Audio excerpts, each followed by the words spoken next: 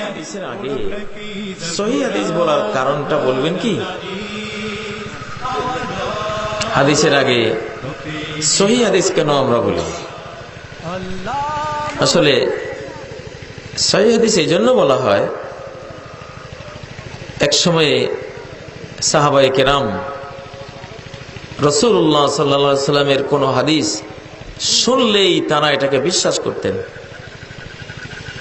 ইবনে আব্বাস থেকে একটি হাদিস বর্ণিত হয়েছে সহিহ মুসলিম গ্রন্থের পটভূমিকায় আল মুকাদ্দিমায় ইমাম মুসলিম ইবনে আব্বাসের ওই হাদিসটি সংকলন করেছেন। কুন্না ইজা সামি'না আহাদান ইউহাদ্দিসু আন রাসূলিল্লাহি সাল্লাল্লাহু আলাইহি ওয়াসাল্লাম আসগাইনা ইলাইহি বিআযানিনা। এক যুগ ছিল, আমরা সাহাবীরা যখন শুনতাম কেউ বলছে আল্লাহ সাল্লাল্লাহু আলাইহি সাল্লাম ইরশাদ করেছেন, নবীজি বলেছেন, এটা শোনার সাথে সাথে আমাদের কানগুলি সেদিকে আমরা ধাবিত করতাম, অর্থাৎ পরিপূর্ণ মনোযোগ দিয়ে আমরা বিশ্বাস করে সেটা শুনতাম যে নবীজি কি বলেছেন। ফাম্মা ইজা রাকিবতুম কুল্লা সাবিন ওয়া যালুল ফাহাইহাত, কিন্তু তোমরা যখন শুদ্ধ অশুদ্ধ সব কথাই নবীজির হাদিস নামে চালিয়ে দিচ্ছ, ফাহাইহাত, এখন আর আগের মতো আমরা কেউ হাদিস বললে সেদিকে আর কান দেই না, যতক্ষণ না এটা আমাদের কাছে প্রতিভাত হয় যে এই হাদিসটি বিশুদ্ধ, এটা সহিহ। ইসলামকে রাষ্ট্রশক্তি দিয়ে, তলোয়ার দিয়ে, দৈহিক শক্তি দিয়ে মোকাবেলা করতে না পেরে, দলিল প্রমাণ দিয়ে মোকাবেলা করতে না পেরে, কোন দিক থেকে কুলিয়ে উঠতে না পেরে ইসলামের দুশমনরা গোপন পথ অবলম্বন করেছে।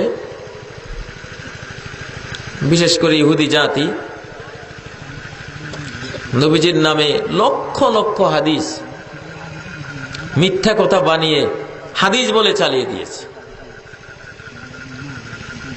এই জন্যই মুহাদ্দিসিন কিরাম হাদিস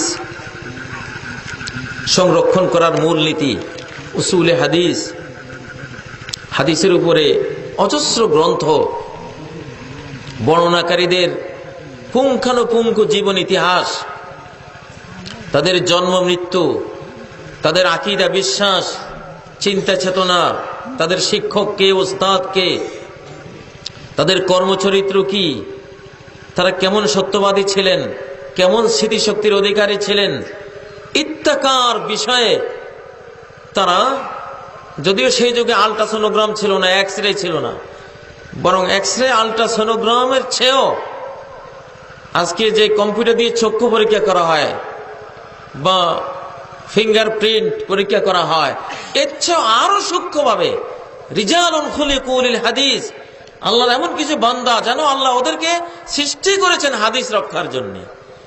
সেই ক্ষণজন্মা প্রত্যুৎপন্ন মতিত্ব বিস্ময়কর সব মেধার অধিকারী মানুষেরা হাদিস শাস্ত্রকে এত পুঙ্খানুপুঙ্খ রূপে যাচাই বাছাই করেছেন এবং সবগুলি মিথ্যা কথাকে, যেগুলিকে হাদিস নামে চালানো হয়েছিল, পৃথক করে মওদু বা বানোয়াট হাদিসের গ্রন্থের পর গ্রন্থ তারা রচনা করে ওগুলি গোমর ফাঁস করে দিয়েছেন, আউট করে দিয়েছেন।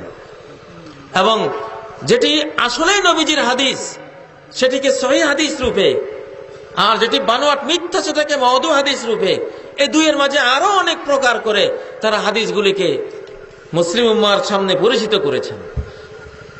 যেহেতু যদি এমন যদি হয় যে সবাই খাঁটি সরিষার তেল বিক্রি করে বাজারে, তখন আর কোম্পানি বিশেষকে আমার সরিষার তেল খাঁটি এটা বলার কোনো দরকার হয় না, কারণ তেল মানেই খাঁটি, সবাই বিক্রি করে।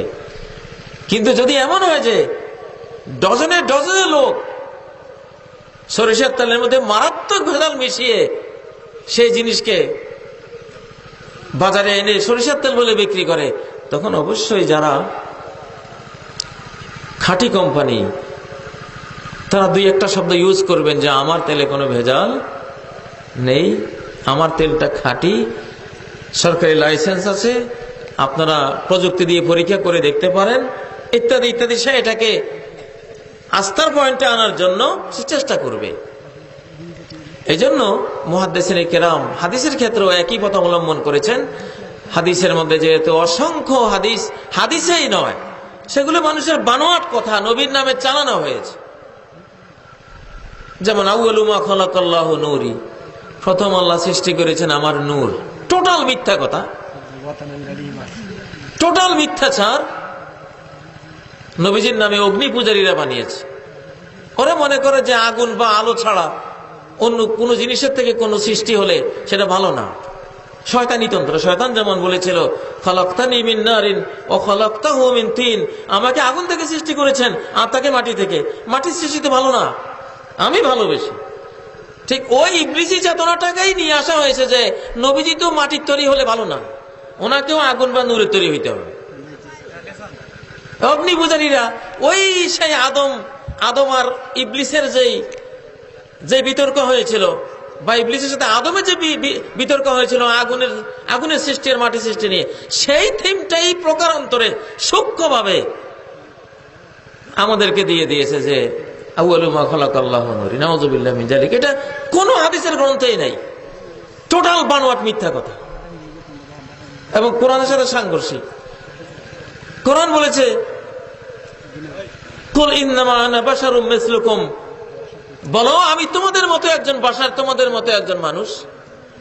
নবীজিকে বলতে বলেছেন, তুমি বলো, তোমার মুখ দিয়ে বলো, কারণ তোমার উম্মত এটা নিয়ে গোলমাল করবে। তুমি কিসের তৈরি এটা নিয়ে অনেক গোলমাল হয়ে যাবে। অতএব তুমি নিজেই বলো, ঘোষণা করে রাখো কিয়ামত পর্যন্ত সমস্ত মানুষের সামনে যে আনা বাশারুম মিসলুকুম, আমি একজন বাশার। সে বাশার আবার কেমন? মিসলুকুম, তোমাদের মতোই। তোমরা যেমন মাটির তৈরি আমিও মাটির তৈরি। তোমরা যেমন মাতা পিতার ঘরে এসছো আমিও মাতা পিতার ঘরে এসছি। তোমরা যেমন খাও পান করো, খাদ্য পানীয় ছাড়া বাঁচো না, আমিও খাদ্য পানি ছাড়া বাঁচি না। তোমরা যেমন ঘর সংসার বিবাহ সামাজিকতা করো, আমিও ঘর সংসার বিবাহ সামাজিকতা তোমাদের মতো আমার আছে। তোমরা যেমন দুঃখ পেলে চোখের পানি পড়ে আর আনন্দ পেলে হাস্যোজ্জ্বল হও, আমারও একই অবস্থা। তোমরা যেমন মরণশীল আমিও মরণশীল। তোমাদের যেমন ছেলে মেয়ে আছে আমারও ছেলে মেয়ে আছে। তোমাদের যেমন মা বাবা আছে আমারও মা বাবা আছে। নবীজি বলেছেন ইন্নামা আনা বাশারুম মিসলুকুম, তোমাদের মতো মানুষ। আনসা কামা তানসাউন, তোমরা যেমন ভুলে যাও আমিও ওরকম ভুলে যাই, কিন্তু আমার ভুলের উপর আমাকে রাখা হয় না। আল্লাহ তাআলা আমাকে ফেরেশতার মাধ্যমে সংশোধন করিয়ে দেন। তোমাদের মতো একজন মানুষ, কি সুন্দর কথা। আচ্ছা, এটা সূরা কাহফের 110 নম্বর আয়াত। নবী নিজেই ঘোষণা করেছেন তিনি আমাদের মতোই একজন মানুষ। পার্থক্য হলো ইউহা ইলাই, তোমাদের কাছে ওহী আসে না, আমার কাছে ওহী আসে, এই বিশাল একটা পার্থক্য। কিন্তু সৃষ্টিগত উপাদানের কোনো পার্থক্য নাই, নূরের আর মাটির তৈরির কোনো পার্থক্য নাই। মাটির মানুষই পার্থক্য করে আমি ওহী পাই, তোমরা ওহী পাও না। এখন এই বাশার যে মানুষ মাটির তৈরি, এটা সূরা সাদের 71 নম্বর আয়াত আল্লাহ ক্লিয়ার করেছেন। আরো অনেক আয়াতেও একই অর্থের বর্ণনা আছে। সেখানে আল্লাহ বলেছেন ইন্নী খালিকুন বাশারাম মিন তিন, আমি মানুষ সৃষ্টি করব মিন তিন, কাদা থেকে, মাটি থেকে। আল্লাহ তো বলেনি ইন্নী খালিকুম বাশারাম মিন নূর, আমি নূর থেকে মানুষ সৃষ্টি করবো। আল্লাহ তো বলেননি, আল্লাহ বলেছেন মাটি থেকে। তাহলে এই জাতীয় এই যে আউয়ালু মা খালাকাল্লাহু নূরি, আল্লাহ প্রথম আমার নূর সৃষ্টি করেছেন, এগুলো অগ্নি পূজারীদের মিথ্যা কথা। যারা আগুন ছাড়া বা আলো ছাড়া আর কিছুর মধ্যে কোনো ভালো খুঁজে পায় না, তাদের তৈরি জিনিস। অথচ সহিহ হাদিস ছিল, সহিহ বুখারীর হাদিস, আউয়ালু মা খালাকাল্লাহু আল কলম, সর্বপ্রথম আল্লাহ কলম সৃষ্টি করেছে। কারণ যে কোনো জিনিসের আগে পরিকল্পনাটা হয়, লিখা হয়, সেই পরিকল্পনা লিখার জন্য কলম সৃষ্টি করেছেন সর্বপ্রথম। এটা হলো সহিহ হাদিস। আর নবী সম্পর্কে সহিহ হাদিস যেটা আছে, কুতিবতু নাবিয়্যান ওয়া আদামু বাইনার রূহি ওয়াল জাসাদ, আমাকে নবী রূপে লেখা হয়েছে তখন যখন আদম আত্মা আর বডির মধ্যে ছিল। আদমের সৃষ্টি কমপ্লিট হয় নাই, আমি তো সৃষ্টি হই নাই, প্রশ্নে আসে না। কারণ বাবায় সৃষ্টি হয় নাই, আমি সৃষ্টি হবো কোত্থেকে? কলা গাছই এখনো তৈরি হয় নাই, কলা হবো কোত্থেকে? এখন আদমকে সৃষ্টি করা হচ্ছিল, আদমের ঔরসে আমি আসব, এটা লেখা হয়েছে কুতিবতু নবিয়্যান। কিন্তু প্রতারকরা এই কুতিবতু এই শব্দকে পাল্টিয়ে ওরা এক জায়গায় বলছে কুন্তু। ইহুদিরা ওরা কুতিবতুকে কুন্তু বানিয়ে দিয়েছে, কুন্তু মানে আমি ছিলাম, অথচ সহি বানালো কুতিবতু, আমাকে ঘোষণা করা হয়েছে যে আমি একজন নবী আদম বংশে আসব। যেমন কিয়ামতের ঘোষণা আদম থেকে এই মুহাম্মদ সাল্লাল্লাহু আলাইহি ওয়াসাল্লাম পর্যন্ত সব নবীরাই দিয়েছেন কিয়ামত আসবে, কিয়ামতের ঘোষণা হয়েছে, নাকি কিয়ামত হয়ে গেছে? ঘোষণা হয়েছে যে সামনে কিয়ামত হবে। তেমনি আদম তখনও কাদা মাটিতেই ওই অবস্থায় আছেন, তখন ঘোষণা হয়েছে যে তার বংশে আমি সৃষ্টি হব, আমার যুগে আমি সৃষ্টি হব। তার অর্থ হলো যে আমি সৃষ্টি হয়ে গেছি। যাই হোক, এখানে অনেক ধরনের বানোয়াট মিথ্যা কথা আছে। তো এই জাতীয় বানোয়াট মিথ্যা কথাকে নবীর হাদিস নামে চালিয়ে দেওয়ার কারণে মুহাদ্দিসিনে কেরাম বাধ্য হয়েছেন কিছু হাদিসকে সহি, যেগুলি জেনুইন হাদিস, এগুলিকে সহি বলেছেন, আর যেগুলি হাদিস কিনা সন্দেহ সেগুলিকে দঈফ বলেছেন, যেগুলি নির্ঘাত মিথ্যা কথা সেগুলিকে মাউদু বানোয়াট বলেছেন। পারিবারিক জীবন কি রকম হওয়া উচিত? বর্তমানে দেখা যায় পারিবারিক জীবনের শুধু বিশৃঙ্খলা। এটার কারণ কি?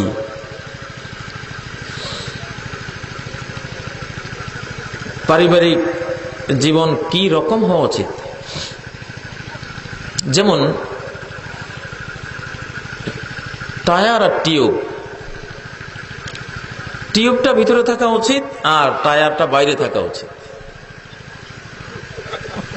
এখন টিউব যদি আন্দোলন শুরু করে দেয়, ওরে টায়ার, জনম ভরে তুই বাইরে থেকেছিস, বাইরের আলো বাতাস, নিখিলের এত শোভা, এত রূপ, এত হাসি গান সব তুই ভোগ করেছিস বাইরে থেকে দেখে, আর আমার কিছুই দেখাসনি। নন্দন পার্কে তুই ঘুরিস, চিড়িয়াখানায় তুই দেখিস, নিত্য নতুন শহর নগর তোরই নজরে আসে, আর আমি তোর ভিতরে টিউব হয়ে থাকে, আমি আর সহ্য করতে পারছি না। এখন থেকে আমি আর তোমার ভিতরে থাকবো না, আমিও বাইরে থাকবো। টিউব যদি আন্দোলন করে এভাবে টায়ারের ভিতর থেকে বেরিয়ে যায়, আর এই বেচারি দুর্বল টিউবকে যদি ট্রাকের রিং এর নিচে এভাবে সেট করে হাওয়াতে দিয়ে, হাওয়া দিবে কি? হাওয়া দেওয়ার আগে তো বাস্ট হয়ে যাবে। টিউব বেচারি হাওয়া দেওয়ার সময়টাও পাবে না, হাওয়া লোড করার সময়টাও পাবে না, এর আগে পাংচার হয়ে যাবে ট্রাকের প্রেসারে। তাহলে পারিবারিক জীবনটা কিরকম উচিত? ঠিক টায়ার আর টিউবের জীবন যেরকম, টায়ারটা বাইরে থাকা উচিত, টিউবটা ভেতরে থাকা উচিত। এটাই আল্লাহ বলেছেন ওয়াকরনা ফি বুয়ুতিকুন্না, ও নারীরা, ও টিউবেরা, করনা ফি বুয়ুতিকুন্না, ঘরের ভিতরে থাকো। কোথায় থাকো? ঘরের ভিতরে থাকো।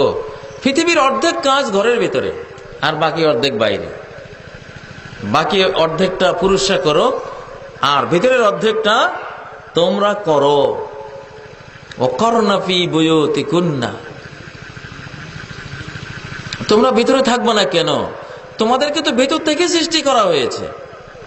ইন্নান নিসা খুলিকনা মিন দিলআইন আইসার, আদমের বাম পাঁজরের বুকের অস্থির নিচে, চামড়ার নিচে, মাংসপেশির নিচে দেখা যায় না যে পাঁজরগুলি, ওই পাঁজরের একটা হাড্ডি কেটে সেখান থেকে ডিএনএ আরএনএ যেটা লেগেছে আল্লাহ তাআলা জেনেটিক সিস্টেম বা অন্য যে কোনো সিস্টেমে তিনি হাওয়াকে তৈরি করেছেন। তো হাওয়া তো তৈরি হয়েছে এমন একটা জিনিস থেকে যেটা আজীবন পর্দার ভিতরে থাকে। হাওয়ার সৃষ্টির উপাদানটাও পর্দার ভিতরে ছিল, আদমের চামড়ার ভিতরে ছিল, এটা দেখা যায় না, এটা লুকিয়ে রাখার জিনিস। এই জন্য নারী জাতি, তারা যেহেতু স্বর্ণ জাতি আর পুরুষ লোহার জাতি, লোহা ব্যবসা যারা করে এটা রাস্তাঘাটে ফেলিয়ে রাখে, লোহার রড, এটা যেখানে সেখানে থাকতে পারে, সমস্যা নেই। কিন্তু স্বর্ণ কোনো সময় বাইরে থাকে না, স্বর্ণ সবসময় আলমারির ভিতরে, সেখানে আবার আরো সেফটি সেখানে থাকে, কলাপসিবল গেট থাকে, দারোয়ান থাকে, এবং আরো ওয়ালা পাহারাদার, এগুলি সব থাকে। এত সেফটির ভিতরে স্বর্ণ রাখতে হয়। নারীদেরকে আল্লাহ তাআলা স্বর্ণের মর্যাদা দিয়েছেন, এই জন্য তাদেরকে বলেছেন ওয়াকরনা ফি বুয়ুতিকুন্না, পৃথিবীতে ঘর তোমাদের জন্য, বুয়ুতিকুন্না পৃথিবীর যত প্রাসাদ বিল্ডিং, ও নারীরা এগুলি তোমাদের জন্য তৈরি হয়েছে। পুরুষ মানুষ তো প্ল্যাটফর্মে গিয়ে দেখুন না, ওখানে ঢাকা রেল স্টেশনে কত পুরুষ পড়ে থাকে, যেখানে সেখানে থাকতে পারে। এটার জন্য ঘরের তেমন দরকার নাই, ঘরের দরকার তো তোমার জন্য। বুয়ুতিকুন্না, ও নারীরা তোমরা তোমাদের ঘরে থাকো। আমেরিকার মেয়েরা এখন এই জন্য চিৎকার দিচ্ছে যে বহুত হয়েছে, এখন আমরা আবার ঘর চাই, আমাদেরকে ঘরে ফেরত পাঠাও। এখন স্লোগান আরম্ভ হয়েছে, তোমরা ঘরে থাকো। ঘরে শিশুর জন্ম হয়, শিশু জন্ম রাস্তায় হয় না, কোনো বিদ্যালয়ে হয় না, বাজারে হয় না, খেতে হয় না, শিশুর জন্ম হয় ঘরে। আর তুমি তো জননী, তোমাকে সেজন্য ঘর প্রয়োজন। একটা মোবাইলে যেমন চার্জ শেষ হয়ে যায়, চার্জ দিতে হয়, তোমার শিশুকে তো চার্জ দিতে হবে। তুমি মায়ার চার্জ দিবা, মমতার চার্জ দিবা, মনুষ্যত্বের চার্জ দিবা। তুমি ঘরে থেকে 5-6 বছর একটা শিশুকে মনুষ্যত্বের চার্জিং করলে, মায়া স্নেহের চার্জিং করলে, সুন্দর কথা মিষ্টি কথার চার্জ দিলে, এই শিশু মরণ পর্যন্ত সৎ মানুষ, কোমল মানুষ, একজন মায়াবী মানুষ রূপে মানুষকে সে মূল্যায়ন করবে। মনুষ্য সমাজে স্নেহ মায়ার সে চর্চা করবে। তুমি যদি ঘর ছেড়ে বাইরে চলে যাও, তোমার স্বামীও বাইরে, তুমিও বাইরে, এই ছেলেকে মায়ার চার্জিং করবে কে? তাকে স্নেহ শেখাবে কে? মনুষ্যত্বের তালিম কে দেবে? ফলে এই শিশু একদিন খুনি হবে, এই শিশু একদিন নিষ্ঠুর পাষণ্ড হবে, মানুষের জুলুম করবে। ইতিহাসে যত বড় বড় জালিম, এদের ইতিহাস খুঁজলে দেখা যায় এদের পরিবারে এরা চার্জটা পায়নি। এদের পরিবার ছিল অশান্তির, মাতা পিতার মারামারির, কিলাকিলির, বিচ্ছিন্নতা। হিটলারের মা, হিটলার নিজে জারদ ছিল, তার ঘরে কোনো শান্তি ছিল না। এই জাতীয় ইতিহাসগুলি, আরো কিছু বিশ্বের অনেক বড় বড় নেতারা আছেন যাদের ইতিহাসে এরকম। যাই হোক, যুক্তির তো অভাব নেই এক্ষেত্রে। তো পরিবারটা কেমন হওয়া উচিত? নারীরা ঘরে থেকে মানুষগুলিকে মানুষ বানানো উচিত। তাহলে এই ঘরে সৎ মানুষ তৈরি হবে, মেধাবী মানুষের সন্তান এই ঘরে আসবে, এবং সচ্চরিত্রবান শিশু এই ঘরে জন্ম হবে, সুস্থ শিশু এই ঘরে জন্ম হবে। আর মাগুলি যদি বেরিয়ে যায় পুরুষের মতো, আর শত শত চক্ষুর বদনজরের আওতায় সে আসে। আলাইনু হাক্কুন, নবীজি বলেছেন কুনজর বাস্তব। আল্লাহর তকদিরে যত মানুষ মারা যায়, পরে পরে বেশি মারা যায় মানুষের কুনজরে। আর কুনজরের সবচেয়ে বড় শিকার হয় নারী জাতি। মা যদি কুনজরের শিকার হন, অবশ্যই তার সন্তানও কুনজরের শিকার হবে। আজকে যে বছরে 16 লক্ষ সন্তান এই বাংলাদেশে অটিস্টিক, অ্যাবনর্মাল, প্রতিবন্ধী, হামাগোবা, পাগল এসব হয়ে জন্ম লাভ করছে, এর পিছনে বড় ধরনের দায়ী হলো মায়েদের গৃহত্যাগ করে বাইরে চলে যাওয়া।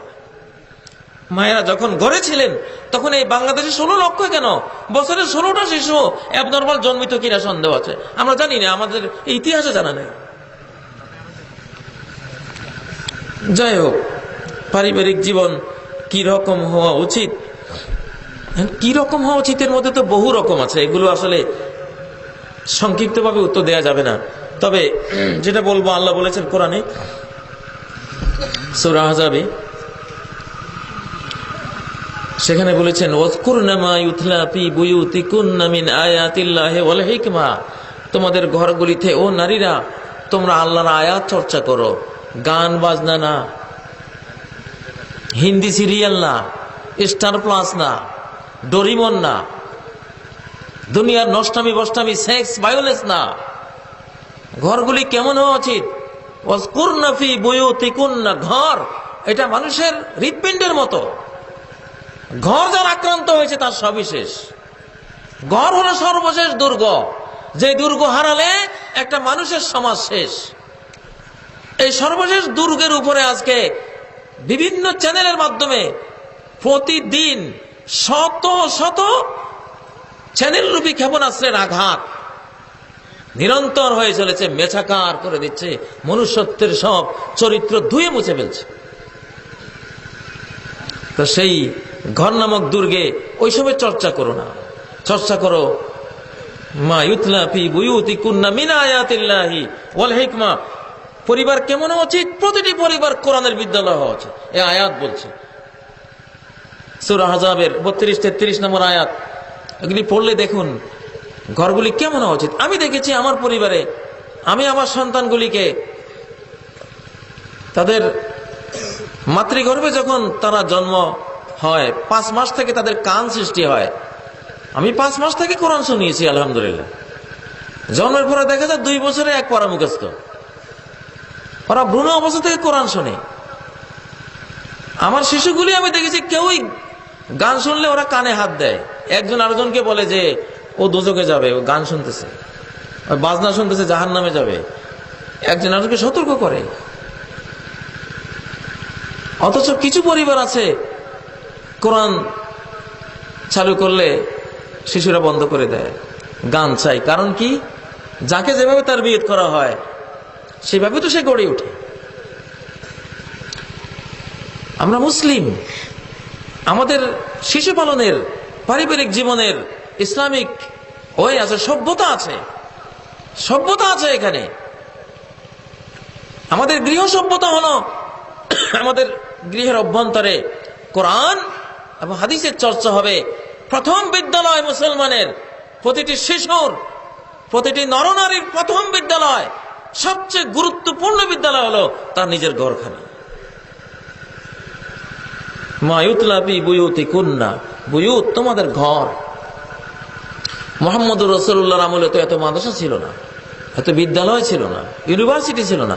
কোথায় এত কোরআন শিখেছে তারা? কোথায় এত হাদিস শিখেছে তারা? ঘরের মধ্যে প্রতিটি ঘর ছিল বিদ্যালয়। অতএব পারিবারিক জীবন কিভাবে যাপন করতে হবে কোরআনে বলে দিয়েছে যে এগুলোকে কোরআন সুন্নাহর বিদ্যালয় বানাও। সামনে গিয়ে আল্লাহও বলেছেন ইন্নামা ইউরিদুল্লাহু লিইয়ুযহিবা আনকুমুর রিজসা আহলাল বাইত। ওহে ঘরবাসিনীরা, আল্লাহ চান সর্বপ্রকারের অপবিত্রতা তোমাদের জীবন থেকে দূর করে দিতে। ওয়া ইউতাহিরাকুম তাতহীরা, তোমাদেরকে সম্পূর্ণরূপে পবিত্র করতে চান তিনি। অতএব পবিত্রতার চর্চা করতে হবে। আর এখানে যেহেতু একটা প্রশ্ন আছে যে পারিবারিক জীবনে শুধু বিশৃঙ্খলা, এটার কারণ কি? এটার বড় একটা কারণ হলো পরিবার চলে ভালোবাসার উপরে, আই লাভ ইউর উপরে চলে। এখন আই লাভ ইউ চলে গেছে বাইরে, পরিবারের বাইরে। আমি তোমায় ভালোবাসি আর পরিবারের ভিতরে নাই।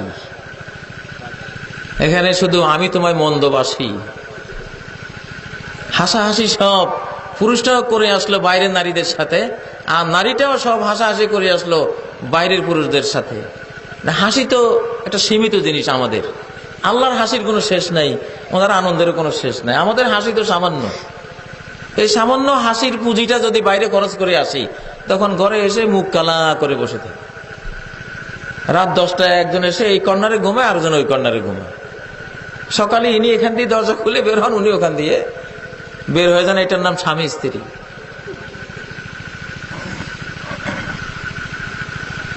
এটা দিয়ে পরিবার হয় না। ওয়াজআলা বাইনাকুম মাওয়াদ্দাতাও ওয়া রাহমাহ, ভালোবাসা চর্চার জায়গা হলো ঘর, পরিবার। এখানে ভালোবাসা দিতে হবে। ইন্টারনেটে আমাদের মাহমুদ হাসান মাদানী সাহেব গতকাল সকালে একটি ঘটনা ফেসবুক থেকে বললেন যে একজন মহিলা ঘরে বসে আছেন, হঠাৎ তার দরজার সামনে 3 জন পুরুষ, শান্ত সৌম্য ভদ্র নম্র বয়স্ক দাড়িওয়ালা সাদা পোশাক, যেন ফেরেশতা এরকম এসে দাঁড়ালো। মহিলা বের হয়ে ওনাদেরকে দেখলেন, বলেন আসুন আপনারা ঘরে আসুন, মেহমানদারি করি, আপনারা তো খুব ভালো মানুষ বলে আমি দেখছি। 3 জন প্রশ্ন করলেন যে আপনার স্বামী কি ঘরে আছে? মহিলা বলেন না, স্বামী ঘরে নাই।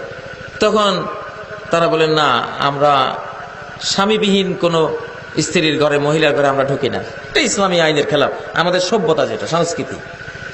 স্বামী নাই, পুরুষ নাই, সেই ঘরে অন্য পরপুরুষ ঢুকবে না।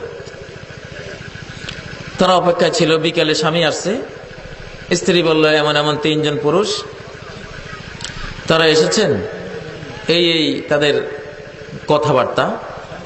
স্বামী বলল ঠিক আছে, এখন তো আমি আসছি, নিয়ে আসো। মহিলা গেল, বলল যে এখন আসেন, আমার হাজবেন্ড এখন এসছে। ওনারা বললেন দেখুন আমরা কিন্তু 3 জন যাই না, আমরা 1 জন যাব। তো আমার নাম হলো সারোয়া, ওনার নাম হলো নাজা, ওনার নাম হলো মোহাব্বত। সারোয়া মানে সম্পদ, নাজা মানে সফলতা, মোহাব্বত মানে ভালোবাসা। সম্পদ, সফলতা আর ভালোবাসা, 3 জনের 3 নাম। তো 3 জনের যে কোনো 1 জনকে নিতে পারবেন, 3 জন আমরা যাই না। স্ত্রী ফিরে আসলো, স্বামীর সাথে পরামর্শ করলো যে 3 জনের কাকে নেওয়া, যার নাম সম্পদ তাকে, না যার নাম সফলতা তাকে, নাকি যার নাম মোহাব্বত ভালোবাসা তাকে নেব। স্বামী বলল সম্পদটাকে আনো। পুরুষরা তো সাধারণত সম্পদমুখী হয় বেশি, সম্পদের মোহাব্বত থাকে, সংসার চালাতে সম্পদ লাগে, তার বোঝা তার কাঁধের উপরে এটা। উনি বললেন তাহলে সম্পদকে আনো, যার নাম সম্পদ তাকে ডেকে আনো। স্ত্রী বলল সফলতাকে আনলে ভালো হয় না, তাহলে সব সাইডে আমরা সফল হয়ে যাব। পুত্রবধূ শুনে বলল না, মোহাব্বত আলীকে আনেন, মোহাব্বতকে আনেন। সে অল্প বয়স্ক, সে ভালোবাসার আবেগ বেশি তার। তো শ্বশুর শাশুড়ি চিন্তা করলো আচ্ছা ও যে ছোট মানুষ, সে বলছে তারটাই থাকুক, তো মোহাব্বত আলীকে আনো। তো স্ত্রী গিয়ে বলছেন যে আপনাদের মধ্যে যার নাম মোহাব্বত, আমরা 3 জনে ঘরে সিদ্ধান্ত নিয়েছি মোহাব্বত আলীকে নিব। তো মোহাব্বত আলী যখন রওনা হয়েছে, এখন দেখা গেল পিছন দিয়ে সারওয়াত আর যে নাজা, ওই 2 জন রওনা হয়েছে। স্ত্রী প্রশ্ন করলেন কেন আপনারা না বললেন 3 জন একসাথে যান না, যে কোনো 1 জন যান। হ্যাঁ কথা ঠিকই, যদি আপনি সারওয়াতকে নিতেন মানে সম্পদ নিতেন, তাহলে একাই যেতাম। যদি সফলতা নিতেন, আমরা সেই সফলতা যার নাম সেই যেত। কিন্তু আপনি নিয়েছেন মোহাব্বত, ভালোবাসা, এটা এমন এক জিনিস, এটা যেখানে যায় আমরা 3 জন সেখানে যাই।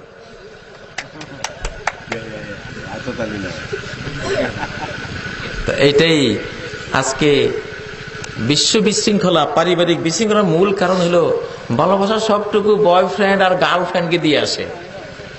বইয়ের জন্য তো কিছু নাই, বইয়ের অন্তর স্বামীর জন্য কিছু নাই, বুঝেছেন? ভালোবাসা ছাড়া পরিবার টিকে না। সমাজ চলে যুক্তির উপরে, পরিবার চলে শুধুই ভালোবাসার উপরে। এখানে আই লাভ ইউ দরকার, এখানে আই লাভ ইউ ছাড়া চলবে না। এখানে প্রিন্সিপালিটি দেখাবেন আমি ডিরেক্টর, আমি সচিব, এ চলবে না। আপনি হন না জাতিসংঘের মহাসচিব, তাতে কি? বউ তো বুঝে আপনার সব গুমর ওনার কাছে আউট। আপনার কি দাম আছে? দুনিয়াতে কোন পুরুষের স্বামীর কাছে মর্যাদা পাইছে বলে ইতিহাসে জানি না, একমাত্র মুহাম্মদ রাসূলুল্লাহ সাল্লাল্লাহু আলাইহি সাল্লাম, ওনার মতো যারা ছিলেন এরা ছাড়া। যাই হোক, তো বিশ্বব্যাপী পারিবারিক বিশৃঙ্খলার বড় কারণ ছিল অনেকগুলি কারণ, তার মধ্যে কিছু আমরা আলোচনা করেছি। বাংলাদেশে খুন খারাপি বেড়ে গেছে, এটাকে কিভাবে প্রতিরোধ করা যায়? খুন খারাপি বেড়েছে যেটার কারণে, সেই কারণটা যদি দূর হয়, খুন খারাপি দূর হয়ে যাবে। নবীজি বলেছেন, আবু দাউদের একটি হাদিস, আলবানী বলেছেন হাদিসটি সহিহ, এবং কোরআনেও সূরা আল আনামের 65 নম্বর আয়াতে এটা আছে। আগে কোরআনের আয়াতটাই বলি, কুল হুয়াল কাদিরু আলা আন ইয়াবআসা আলাইকুম আযাবাম মিন ফাওকিকুম। এই আয়াতে 3টা প্রস্তাব আছে। মানে উম্মত যখন পাপাচারে লিপ্ত হবে, চরিত্রহীন হবে, নামাজ তরক করবে, শিরিক বেদাতে পড়বে, ঘুষ খাবে, সুদ খাবে, জিনা ব্যভিচার, বিভিন্ন পাপাচারে যখন তার আকীদা খারাপ, তার ইবাদত খারাপ, তার আখলাক খারাপ, তার লেনদেন মুআমালা খারাপ, ইত্যাকার খারাপিতে যখন পড়বে, তখন একটা শাস্তি আসবেই, আসমান থেকে শাস্তি আসবেই। সব জাতির উপরে কম বেশি শাস্তিগুলি গিয়েছে, নূহ পরবর্তী সকলের উপরে গিয়েছে। তো আল্লাহ এই উম্মতকে প্রস্তাব করছেন নবীজির মাধ্যমে, তোমরা কোনটা নিবা? শাস্তির 3টা রূপ। হে মুহাম্মদ, তুমি কোনটা নিবা বলো? কুল হুয়াল কাদিরু আলা আন ইয়াবআসা আলাইকুম আযাবাম মিন ফাওকিকুম, ডাইরেক্ট তোমাদের উপর থেকে, আকাশ থেকে কোনো গজব দেব কিনা। যেমন সামুদ জাতিকে শনি আর মঙ্গলের বেল্টে যেই ক্ষেপণাস্ত্রগুলি ঘন্টায় 3 লক্ষ কিলোমিটার গতিতে ঘুরে, এক একটা ক্ষেপণাস্ত্র 40 কিলোমিটার লম্বা, কোনটা 100 কিলোমিটার লম্বা, মিটিউর অ্যাস্টেরয়েড যেগুলিকে বলা হয়, গ্রহাণু বলা হয়, ঘন্টায় 3 লক্ষ কিলোমিটার গতিতে ঘুরতেছে। একটা মেরে দিলে গোটা পৃথিবী শেষ। আল্লাহর টুমাহক ক্রুজ ক্ষেপণাস্ত্র লাগে না, ওনার ক্ষেপণাস্ত্র শনি আর মঙ্গলের বেল্টে ঘুরতেছে সবসময়।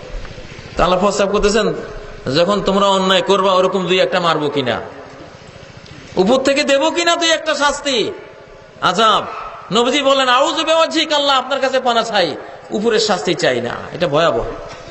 দ্বিতীয় প্রস্তাব আল্লাহ করলেন, আও মিন তাহতি আরজুলিকুম, নিচেরটা নিবা, ভয়াবহ ভূমিকম্প দিয়ে একেবারে তলিয়ে দেব, এরকম কিছু নিবা। নবীজি বলেন, আউযু বিওয়াজহিক, আল্লাহ এটাও মাফ করেন, আমার উম্মত পাপ করলে এত বড় শাস্তি দিবেন না। 3 নম্বর প্রস্তাব আল্লাহ দিলেন, আও ইয়ালবিসাকুম শিয়া, তোমাদেরকে বিভিন্ন দলে উপদলে টুকরা টুকরা করে দিবেন। এক জাতি হলে কি হবে, বহু দলে দলে বিভক্ত হয়ে যাইবা, আর এক দল আরেক দলকে খুন করবা, মারবা। ওয়ায়ুযিকা বাদাকুম বাযা বাদ, এক দলকে দিয়ে আরেক দলকে ভয়াবহ শাস্তি আস্বাদন করাবেন, খুন জখম বন্দী করাবেন, যখন পাপাচারে লিপ্ত হবা তখন এটা নিবা হে মুহাম্মদ। নবীজি বলেন, হাজা আহওয়ান, আল্লাহ এটা নিলাম, এটা সহজ ওই দুইটার তুলনা। বুঝেছেন? এবার বাংলাদেশ না শুধু, সারা মুসলিম জাহানে খুন খারাপি কেন হয়? এটা তো নবীজি চেয়ে নেওয়া। নবীজি আকাশের ক্ষেপণাস্ত্র নেন নাই, নিচের ভূমিকম্প নেন না, কারণ তাহলে মেসাকার হয়ে যাবে সব।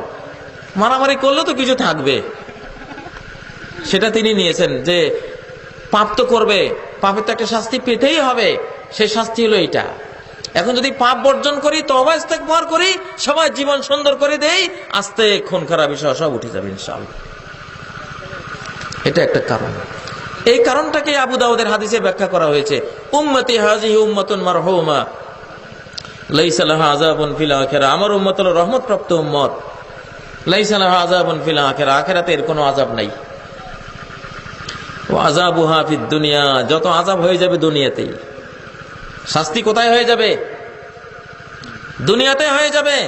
আযাবুহা ফিদ দুনিয়াল ফিতান ওয়াল কতল ওয়াজ জালাজিল, সে শাস্তি হবে বিভিন্ন ফিতনা ফাসাদ, খুন খারাপি, কিছু টুকটাক ভূমিকম্প, এগুলো দিয়ে আল্লাহ তাআলা তাদের দুনিয়ার পাপাচারগুলি ক্ষমা করে দেবেন, আখিরাতে মুক্তি দিয়ে দিবেন, জান্নাত দিয়ে দিবেন। আপনারা দেখবেন কোন বাজারে পকেটমার ধরা পড়লে, যে কোনো বাজারে পকেটমার গেলে 15-20 জন তার লোকবল নিয়ে যায়, সে যে আমি ধরা পড়লে তোরা সবাই আগে আমার ঘেরাও দিবি। ঘেরাও দিলেই পাবলিক মনে করবে যে আমি শেষ, তখন তোরা পাবলিককে দেখাবার জন্য কিছু কিল ঘুষি কলা ধরে টানবি, ধাক্কা দিবি, ফেলে দিবি, আমাকে মারধর করতে করতে নিয়ে যাবে, দূরে নিয়ে চাটা খাওয়াই পরে পার করে দিবে আর কি। তো পকেট মারার লোকেরা কিন্তু এভাবে পকেট মাকে ধরে, খুব খুব জোরে ঘুষি তোলে দেয় আস্তে, তার নিজের লোক তো। লঘু শাস্তি দিয়ে, লঘু দণ্ড দিয়ে গুরুদণ্ড থেকে বাঁচাচ্ছে, কারণ পাবলিক পিটুনি বললে মারা পড়বে। এই জন্য নিজের লোকেরাই মারে, কিল ঘুষি দেয়, কিল থাপ্পড় দেয়, দিয়ে দিতে দিতে আস্তে আস্তে দূরে লোকচক্ষুর অন্তরালে নিয়ে তারপরে পার করে দেয়।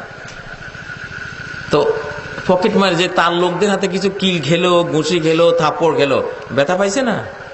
কিছু ব্যথা তো পাইছেই, কিন্তু বড় ব্যথা থেকে বেঁচে গেছে। তো উম্মতে মুহাম্মাদির উপরে যে কিল ঘুষি আইতে আছে এখন সব দেশেই, এগুলি জাহান্নামের শাস্তির তুলনায়, একটা লোকে যদি সারা শরীর ক্যান্সার হয়ে পচে গলে পোকা পড়তে শুরু করে, তবু জাহান্নামের 1 সেকেন্ডের শাস্তির তুলনায় কিছু না। জাহান্নামে পড়লে সে মনে করবে ওই যে পতনশীল ক্যান্সার বডি নিয়ে ছিলাম, ওইটা কত শান্তির ছিল। তো আল্লাহ তাআলা আখিরাতের শাস্তি থেকে বাঁচাবার জন্য এটা করছেন। এখন এখান থেকে উত্তরণের পথ একটাই, কোরআন সুন্নাহ দিকে আসতে হবে, এছাড়া আর কোনো বাঁচার রাস্তা নেই। কোরআন সুন্নাহর শিক্ষা যাতে শিক্ষিত হলে, এই চরিত্রবান হলে ইনশাআল্লাহ এইসব খুন খারাপি বন্ধ হয়ে যাবে। এর আগে বন্ধ কেউ করতে পারবে না, এটা জাতীয় শাস্তি। উম্মালুকুম আমালুকুম আমালুকুম উম্মালুকুম, সহিহ হাদিসে নবীজি বলেছেন, তোমাদের চরিত্রই তোমাদের সরকার, তুমি যে চরিত্রের হবা তোমার সরকার সেই চরিত্রের হবে। চরিত্র পাল্টাও, তাহলে সরকারও কি হয়ে যাবে? চরিত্র ভালো, সরকারও কি হবে? ভালো হবে। চরিত্র মন্দ, সরকারও মন্দই হবে। মন্দের জন্য মন্দ আসবেই, ভালোর জন্য ভালো আসবে, এটাই আল্লাহর নিয়ম। প্রশ্নটি করেছেন বাংলাদেশ নিয়ে, আমি উত্তর দিয়েছি সারা পৃথিবী নিয়ে, গোটা মুসলিম জাহানের বর্তমান যে চিত্র, এটার সমাধান কিন্তু ওইটাই। হ্যাঁ, এখানে যে 3 নম্বর প্রশ্ন, এটাও ওরকমই, যে বর্তমান বিপর্যস্ত মুসলিম সমাধান কোন পথে? ইসলামের পথে। শুধু মুসলিম জাহান না, গোটা পৃথিবীর সমাধান এখন ইসলামের পথে। আপনারা তো জানেন, পত্রপত্রিকা পড়েন যে আমেরিকায় টুইন টাওয়ারের ঘটনার পরে প্রতি বছর এখন 1 লক্ষ খ্রিস্টান ইসলাম কবুল করতেছে। আর ব্রিটেনের অবস্থা তো এমন হয়েছে যে আগামী 10 বছরে মুসলিম প্রধান দেশে পরিণত হবে ব্রিটেন। এবং জার্মানির অবস্থা শুনেছেন যে 45,000 গির্জার মধ্যে 2015-এর ভেতরে তাদের 22,500 গির্জা বিক্রি হয়ে যাচ্ছে, আর বাকি 2 বছরে বাকি 22,500 বিক্রি হয়ে যাবে। ওদের ওইসব ধর্মকর্ম লোক এখন আর নাই, এগুলি সব কিনতেছে মুসলিমরা। অধিকাংশ মুসলিমরা কিনে কিনে মসজিদ, মাদ্রাসা, মক্তব এগুলি বানাচ্ছে, স্কুল বানাচ্ছে। আলহামদুলিল্লাহ, এখন আর কোনো দিক যাওয়ার রাস্তা নাই। তো গোটা মানব বিশ্বেরই এখন গন্তব্য একদিকেই, সেটা হলো ইসলাম। ইসলামের দিকে আসবে ইনশাআল্লাহ। সেই ক্ষেত্র প্রস্তুত হচ্ছে চতুর্দিকে, সর্বদিক থেকে। অর্থনীতির দিক থেকে যেমন ইসলামী অর্থনীতির এখন জয় জয়কার সারা বিশ্বে। জাপানের মতো দেশ profit and loss sharing business তারা বের করেছে, তারা লাভ লস শেয়ারিং এর ভিত্তিতে তারা ব্যবসা শুরু করে দিয়েছে, ইসলামিক বাণিজ্য যেটা। সুইজারল্যান্ড বলেন, আমেরিকা বলেন, ইউরোপ বলেন, ব্রিটেন বলেন। ব্রিটেনের ডেভিড ক্যামেরন তো বলেছেন যে ইন্টারন্যাশনাল ইসলামিক ইকোনমিক ফোরামের মিটিংয়ে ডেভিড ক্যামেরন প্রধানমন্ত্রী বলেছেন যে মুসলিম ভাইয়েরা, তোমরা ব্রিটেনকে ইসলামিক অর্থনীতির সেন্টার বানাও, যা লাগে যত কিছু করতে সব আমি করে দেব তোমাদের। তাদের সবচেয়ে বড় নীতি হলো অর্থনীতি। সেই অর্থনীতিতেই যখন তারা ফেলিওর এবং ইসলামের কাছে আসতে বাধ্য হয়েছে, তাহলে আর বাকিগুলি তো হিসাবের বাইরে। ইনশাআল্লাহ ইসলামে আসতে বাধ্য হবে। বর্তমানে দেখতে পাচ্ছি জেনারেল শিক্ষিত মুসলিম মহিলা ও পুরুষ ইসলামের দিকে বেশি ঝুঁকছে। এটাকে আপনি কিভাবে দেখেন? এটা আলহামদুলিল্লাহ, যার পিপাসা যত বেশি সে পানির দিকে তত বেশি ধাবিত হয়, এটাই স্বাভাবিক। আর জেনারেল শিক্ষিত মুসলিম মহিলা ও পুরুষ ইসলামের দিকে বেশি ঝুঁকছে, এর একটা বড় কারণ হলো তারা ইন্টারনেট দেখে, তারা ফেসবুক দেখে, তারা মিডিয়া দেখে। আর মিডিয়াতে এখন বিশুদ্ধ ইসলামী আকীদা, সহিহ সুন্নাহর চর্চা ব্যাপক হারে শুরু হয়েছে। আলহামদুলিল্লাহ, এটা আল্লাহর একটি বড় রহমত। নবীজি বলেছেন, লা ইয়াবকা আলা ওয়াজহিল আরদি বাইতু মাদারিন ওয়ালা ওয়াবারিন ইল্লা আদখালাহুল্লাহু কালিমাতাল ইসলাম বিইজ্জি আজিজিন ওয়া যুল্লি জালিল। পৃথিবীতে এমন কোন পাকা ঘর, কাঁচা ঘর বাকি থাকবে না যেখানে ইসলামের বাণী, ইসলামের জ্ঞান, ইসলামের নলেজ, ইসলামের কালেমা ঢুকে পড়বে না। পৃথিবীর সমস্ত ঘরে ঘরে ইসলামের বাণী আল্লাহ ঢুকাবেন। সুবহানাল্লাহ। ওই যে প্রযুক্তির মাধ্যমে ইসলামের বাণী ঢুকে পড়ছে সব ঘরে ঘরে। আর জেনারেল ভাই বোনেরা সেগুলি পড়ছেন বেশি আকারে, কারণ যারা আলিম ওলামা তারা টিভি কম দেখে, তারা ইন্টারনেট কম ঘাটে। আমাদের তো এক শ্রেণীর আলিম ওলামা আছেন এখনো টিভি হারামে বলছেন ওনারা, কিন্তু উনি যে মোবাইলটা ইউজ করেন যেটা টিভির বাবা, উনি ওটা খবর রাখেন না। ওনার নিজের পকেটে টিভির থেকে শতগুণ বেশি পাওয়ারফুল মোবাইল, যার মধ্যে টিভি তো দেখা যায়, আরো ইন্টারনেট, আরো ফেসবুক, দুনিয়া যত গান বাজনা, ফটো তোলা যা আছে, টিভি সেট দিয়ে তোর ফটো তোলা যায় না। ওনার যে মোবাইলটা, এটা ক্যামেরাও বটে, ওইটা পকেটে রেখে উনি বলছেন টিভি দেখা হারাম। আসলে যুগ সচেতন না হলে সেই যুগে কাজ করে কেউ উন্নতি করতে পারে না। আমাদের ওলামাদেরকে অনেক দূর আরো এগিয়ে আসতে হবে। যাই হোক, জেনারেল শিক্ষিত ভাই বোনেরা যেহেতু তারা অধিকতর প্রযুক্তি সচেতন, ডিজিটাল বাংলাদেশের কথা যে আমরা শুনছি, এটা ডিজিটাল সিস্টেমের একটা ফল। এখন ইন্টারনেট যে যত বেশি ঘাটবেন ভালো জিনিসের জন্য, তিনি তত বেশি বিশুদ্ধ ইসলামটা পেয়ে যাবেন ইনশাআল্লাহ। কোন চলার পথ যদি কোরআন হাদিস দ্বারা সমর্থিত প্রমাণিত হয়, তাহলে তা মানা যাবে? কেন যাবে না? অবশ্যই মানা যাবে।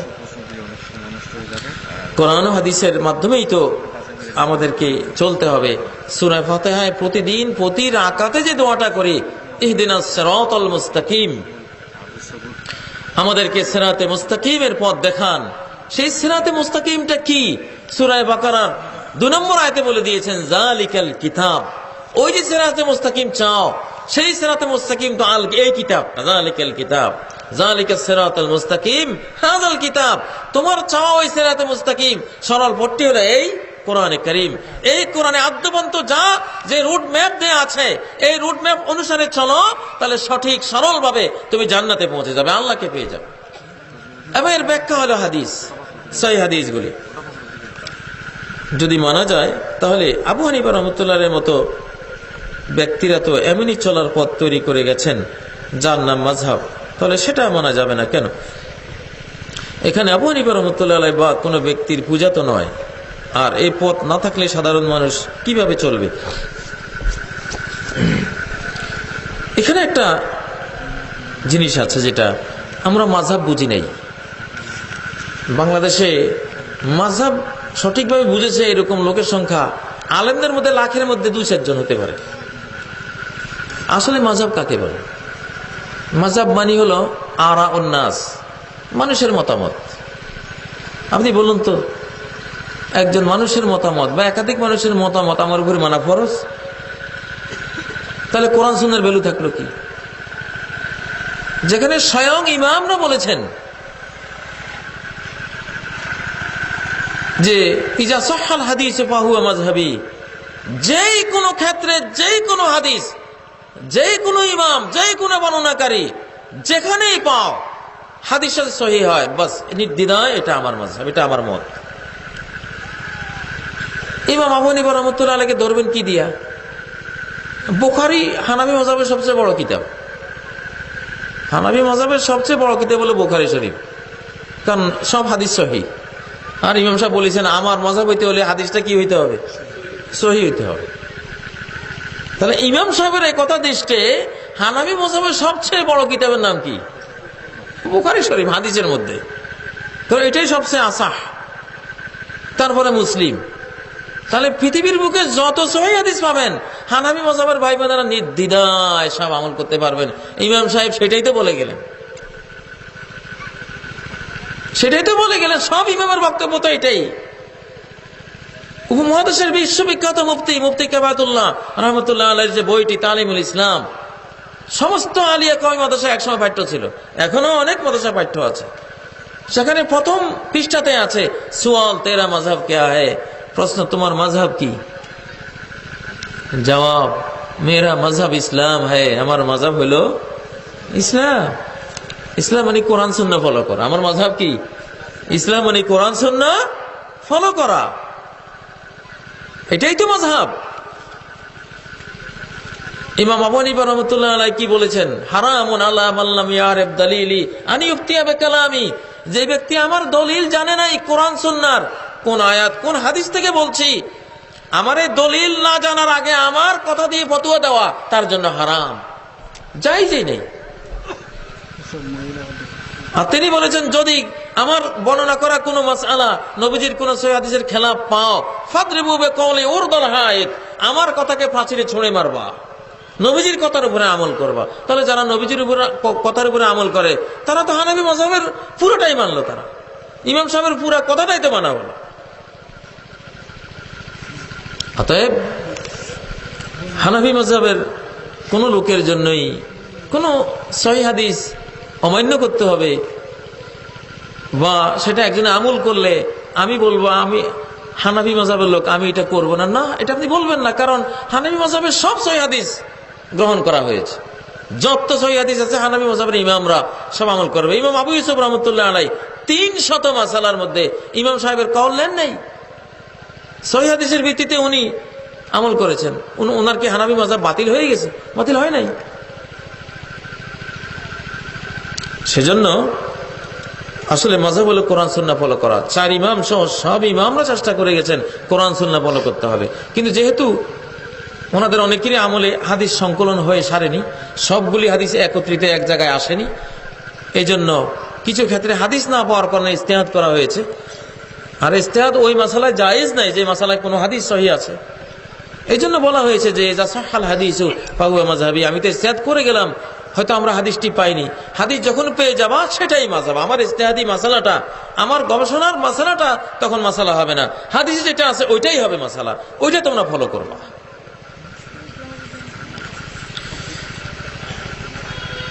সেকুলার সহশিক্ষা সম্পর্কে ইসলাম কি বলে? সেকুলার সহশিক্ষা, সেকুলার মানে তো আসলে এক ধরনের ধর্মহীন শিক্ষা।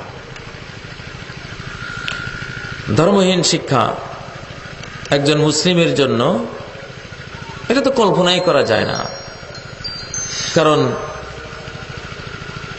ইসলামী যেই শিক্ষা নীতি আল কোরআনে ঘোষণা করা হয়েছে, কোরআনের নাজিল হওয়া প্রথম সূরার প্রথম আয়াত, সেখানে কমপ্লিট ইসলামী শিক্ষা নীতির শিক্ষা ব্যবস্থার রূপরেখা বলে দেওয়া হয়েছে, কারিকুলাম বলে দেওয়া হয়েছে। ইকরা বিসমি রাব্বিকাল্লাযী খালাক, স্টাডি করো, অধ্যয়ন করো, পড়ালেখা করো, বিসমি রাব্বিকাল্লাযী খালাক। তোমাকে বিশ্বাস করতে হবে তোমার একজন স্রষ্টা প্রতিপালক আছেন, তিনি তোমাকে সৃষ্টি করেছেন, তার সমস্ত নাম, তার সমস্ত নামের যে মর্ম একত্ববাদ, সেই একত্ববাদী চেতনায় উজ্জীবিত হয়ে তুমি শিক্ষা গ্রহণ করো, পড়ালেখা করো, তুমি ধার্মিক হয়ে পড়ালেখা করো, তুমি মুমিন হয়ে পড়ালেখা করো, তুমি আল্লাহ সৃষ্টিকর্তাকে স্বীকার করে আল্লাহ ওয়ালা হয়ে তুমি পড়ালেখা করো। এটা তো প্রথম নাজিল হওয়া প্রথম আয়াত, ইকরা বিসমি রাব্বিকাল্লাযী খালাক, খালাকাল ইনসানা মিন আলাক, ইনসানকে সৃষ্টি করেছেন আলাক থেকে, রক্তবিন্দু থেকে বা ডিএনএ আরএনএ থেকে বা ক্রোমোজোম থেকে, আলাকের ভিতরে সবই আসে, অথবা জেনেটিক্স থেকে, যেটাই বলেন আলাকের ভিতরে সব চলে আসতেছে। অতএব সেকুলার হওয়া তো আমাদের কোনো সুযোগ নেই, আমরা অবশ্যই ধর্মভিত্তিক শিক্ষাটা আমরা নেব। আর সহশিক্ষা যেটা আসলে নারীদের জন্য গার্লস স্কুল বা বালিকা বিদ্যালয়, বালিকা কলেজ, মহিলা ইউনিভার্সিটি, মহিলা মাদ্রাসা, এটাই হলো ইসলামী সিস্টেম। মেয়েরা আলাদা শিখবে, ছেলেরা আলাদা শিখবে। ছেলে মেয়ে যদি একসাথে করে দেয়া হয় তাহলে সেখানে আর পড়ালেখা থাকে না। আজকে সারা পৃথিবীতে যেই অনৈতিকতার বীজ বাষ্প ছড়িয়ে পড়েছে, যে পর্নোগ্রাফি ছড়িয়ে পড়েছে, আজকে নারীরা যেই তারা মূল্যহীন পণ্যে পরিণত হয়েছে, নারীদেরকে নিয়ে আজকে শুধু ব্যবসায়ী করা হচ্ছে, তো এগুলির মূল অধঃপতনটা শুরু হয়েছে সহশিক্ষা থেকে। আগে নারীরা শিখত ঘরের মধ্যে, আলাদা বিদ্যালয়ের মধ্যে, সে জিনিস নষ্ট করে দেয়া হয়েছে নারী আর পুরুষ একসাথ করে, যাতে নৈতিকতা ধ্বংস হয়ে যায়। প্রিয় ভাইরা, এই জন্য সহশিক্ষার কোনো সুযোগ ইসলামে নাই। মদিনা ইউনিভার্সিটিতে মেয়েদের জন্য শিক্ষা ব্যবস্থা আছে, মেয়েরা ক্লাসে যায়, ক্লাসরুমে শিক্ষকও যান না, পুরুষ শিক্ষকটাও ক্লাসরুমে যান না, প্রজেক্টরের মাধ্যমে তারা ক্লাসরুমে শিক্ষককে দেখতে পায়, শিক্ষক তাকে বাইরে। বর্তমান সৌদি আরবে যেই শিক্ষা ব্যবস্থা করা হয়েছে, মহিলাদের শিক্ষার মধ্যে পুরুষ একজনও যাবে না, টোটাল মহিলারা সেখানে থাকে, এবং ক্লাসে ছেলেদের সাথে একটা মেয়েও থাকবে না, মেয়েদের ক্লাসে একটা ছেলেও থাকবে না। সে 5-6 বছর থেকে টোটাল আলাদা। কারণ আল্লাহ তাআলা যেটা বলেছেন সূরা নূরের 31 নম্বর আয়াতে, আবিত্তাফলিল্লাযিনা লাম ইয়াযহারু আলা আওরাতিন নিসাই, যে 13-14 জন মানুষের কাছে নারীদের অলংকার সৌন্দর্য ঢাকতে হয় না, তার বাবা, তার স্বামী, তার ভাতিজা, ভাই, ছেলে ইত্যাদি, এরকম 13-14 জন। সেখানে শিশুর প্রসঙ্গে আছে আবিত্তাফলিল্লাযিনা লাম ইয়াযহারু আলা আওরাতিন নিসাই, ওই শিশুদের সামনে নারীদের পর্দা করতে হবে না যারা নারীদের গোপন বিষয়, গোপন অঙ্গসমূহ সম্পর্কে সচেতন নয়। কিন্তু আমরা জানি আজকে মিডিয়ার যুগে 8-9 বছরের একটা শিশু এত কিছু বুঝে, যেটা আমরা আমাদের জীবনে 30 বছরও বুঝতাম না। অতএব এখন শিশুকাল থেকে আলাদা করার একটা প্রয়োজন বর্তমান বিশ্ব পরিস্থিতিতে দেখা দিয়েছে। সেজন্য এখন আর সহশিক্ষার প্রশ্নই আসে না। এই অনৈতিক যুগে সহশিক্ষা করলে জিনেমা বিচার ছাড়া এখানে আর কিছুই আশা করা যায় না। মায়ের পায়ের নিচে সন্তানের বেহেশত, এই হাদিস কি বর্ণনা করুন না। মায়ের পায়ের নিচে সন্তানের বেহেশত এই মর্মে হাদিস নাই, এই হাদিসটি সহিহ নয়। তবে এই মর্মের একটা হাদিস আছে যে হুমা জান্নাতুকা ওয়া নারুক, মা বাবা তোমার জান্নাত অথবা তোমার জাহান্নাম, এইটা আছে সহিহ। আলবানী বলেছেন এই মর্মে হাদিসটি সহিহ যে মা বাবা তোমার জান্নাত অথবা তোমার জাহান্নাম, মানে সেবা দিলে জান্নাত পাইবা আর মনে কষ্ট দিলে জাহান্নামে যেতে হবে তোমাকে, এই মর্মে হাদিসটি সহিহ। আমরা লক্ষ্য করছি আহলে হাদিসের অনুসারীরা আকিমুস সালাহ কাজটি গুরুত্ব দিয়ে করে যাচ্ছেন, কিন্তু আকিমুদ্দিনের কাজ করার ক্ষেত্রে অনীহা। আমি আগেই বলেছি আহলে হাদিস ভাইয়েরা ইসলামের ফাউন্ডেশন নিয়ে খুব কাজ করেন, ছাদ নিয়ে খুব একটা চিন্তা করেন না। আবার আরেক ভাইয়েরা আছে ছাদ নিয়ে বেশি চিন্তা করেন, বুনিয়াদ নিয়ে চিন্তা কম করেন। এই জন্য উভয়কে উভয়, যারা ফাউন্ডেশনে কাজ করছেন তারা ছাদেরও কাজ করুন, যারা ছাদের কাজ করছেন তারা ফাউন্ডেশনেরও কাজ করুন, তাহলে এটা কমপ্লিট সমন্বয় হবে, সুন্দর হবে, এবং আপনারা কমপ্লিট ইসলামের পালন করার যে সবটা এটা আপনারা পেয়ে যাবেন। নগ্ন পোশাক পরিধান করা কি হারাম? অবশ্যই হারাম। কারণ মানুষের ইতিহাস আর শয়তানের ইতিহাস চর্চা করলে দেখা যায় শয়তান মানুষকে প্রথম মূর্তি পূজার আহ্বান জানায়নি। শয়তান মানুষকে সর্বপ্রথম হারাম খাইয়েছে, হারাম খাইয়ে উলঙ্গ করে দিয়েছে। হারাম খাইলে মানুষের পোশাক থাকে না, যে হারাম খাবে সে উলঙ্গ হবেই। যে নারীরা অর্ধ উলঙ্গ হয়ে আজকে মার্কেটে মার্কেটে ঘুরে বেড়ায়, এদের পারিবারিক ইতিহাস পর্যালোচনা করে দেখবেন যে এদের বাবা অবশ্যই সুদ খেয়েছে অথবা ঘুষ খেয়েছে অথবা হারাম ব্যবসা করেছে, যে কোনো উপায়ে হোক হারাম ঢুকেছে ওদের পরিবারে, এই জন্য তার এই অবস্থা। এটা মানব ইতিহাস। প্রথম মা বাবা আদম হাওয়া হারাম খেয়ে উলঙ্গ হয়ে গেছে। আর তো সারা কোরআনে আল্লাহ তাআলা তথ্য দিয়ে আমাদেরকে এটা বুঝিয়েছেন। মানুষের বিপর্যয় শুরু হয় পোশাক থেকে। যার পোশাক শেষ, লজ্জা শেষ, ইজা ফাতাকাল হায়া ফাসনা মা শাইতা, নবীজি বলেছেন তোমার যদি লজ্জাই শেষ হয়ে যায় তো এরপরে যা ইচ্ছে তাই করতে পারবে, আর বাধা নাই।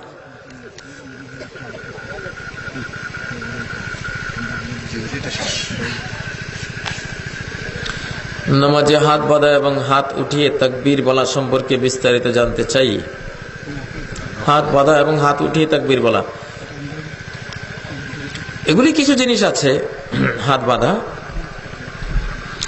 হাত বাঁধার ক্ষেত্রে তিনটি হাদিস দেখি। একটি হলো নাভির নিচে, একটি নাভির উপরে, একটা বুকের উপরে। নাভির নিচের হাদিসটি ইমাম বাইহাকি বর্ণনা করেছেন, উনি দঈফ বলেছেন, দুর্বল। হযরত আলী থেকে, আলীর ছাত্ররা বর্ণনা করেছেন, আলী রাদিয়াল্লাহু তাআলা আনহুর ছাত্ররা, যে আলী রাদিয়াল্লাহু তাআলা আনহু নাভির নিচে হাত বাঁধতেন। এটি নবীজির সাথে সম্পৃক্ত নয় হাদিসটি, হযরত আলীর সাথে। তাই বাইহাকি বলেছেন হাদিসটি দুর্বল। তার থেকে সবল হলো নাভির উপরে হাত বেঁধেছেন, এটা হযরত আলী থেকে এই আমলটা হাসান পর্যায়ের সহিহ।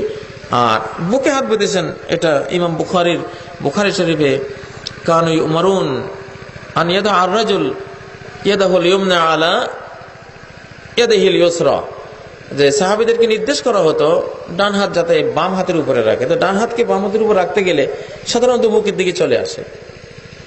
এটা ইবনে খুজাইমা এটাকে সহিহ বলেছেন।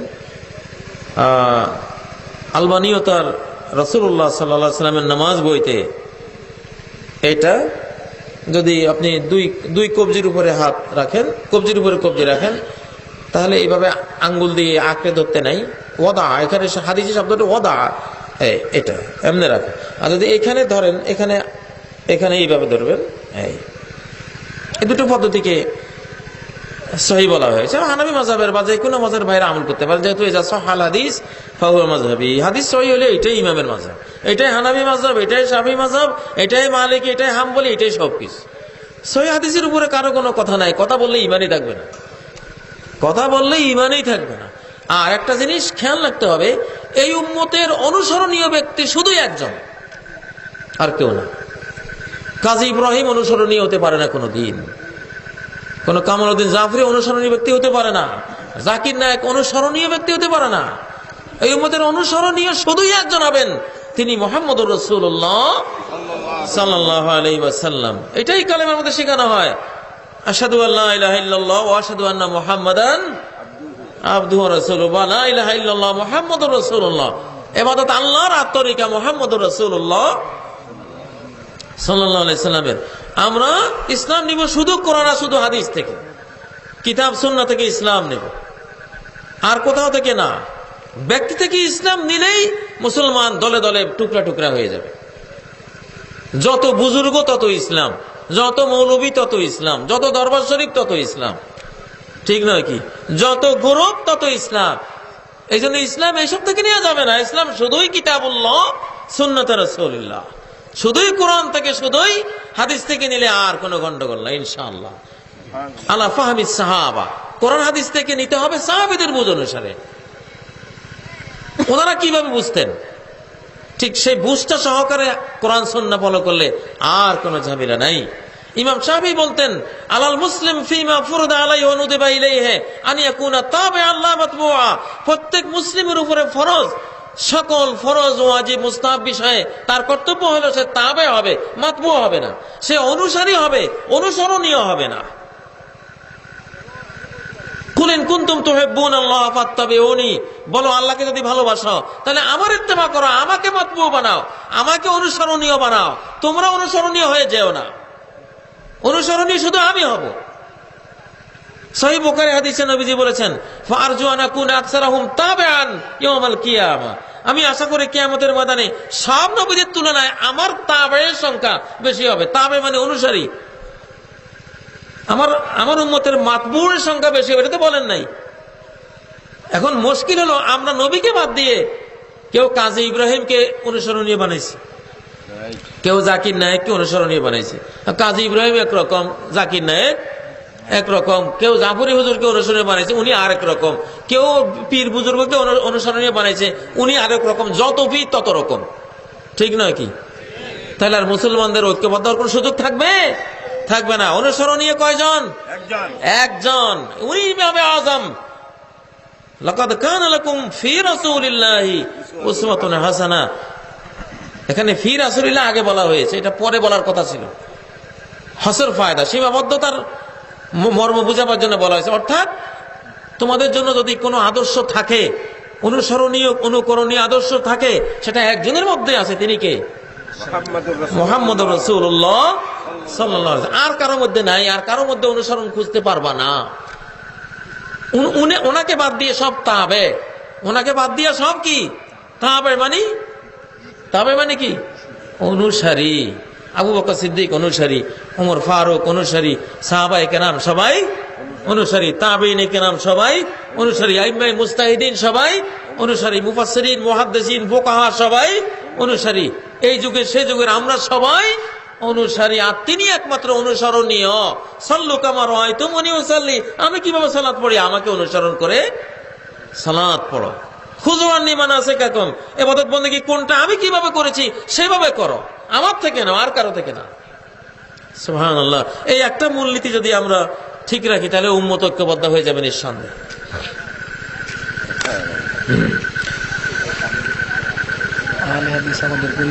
আহলে হাদিস আমাদের পরিচয় নয়, আমাদের পরিচয় মুসলিম। এই বিষয়ে একটু জানতে চাই।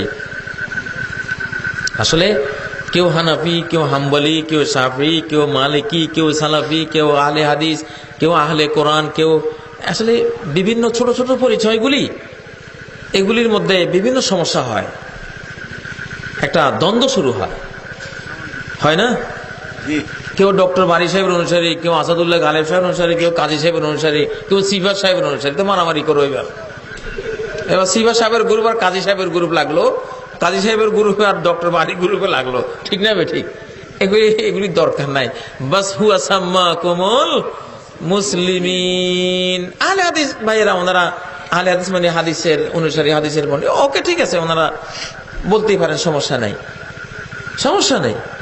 কিন্তু এই নামগুলি নিয়ে যদি মারামারি পর্যায়ে যান, তাহলে এগুলি বাদ দেওয়া উচিত।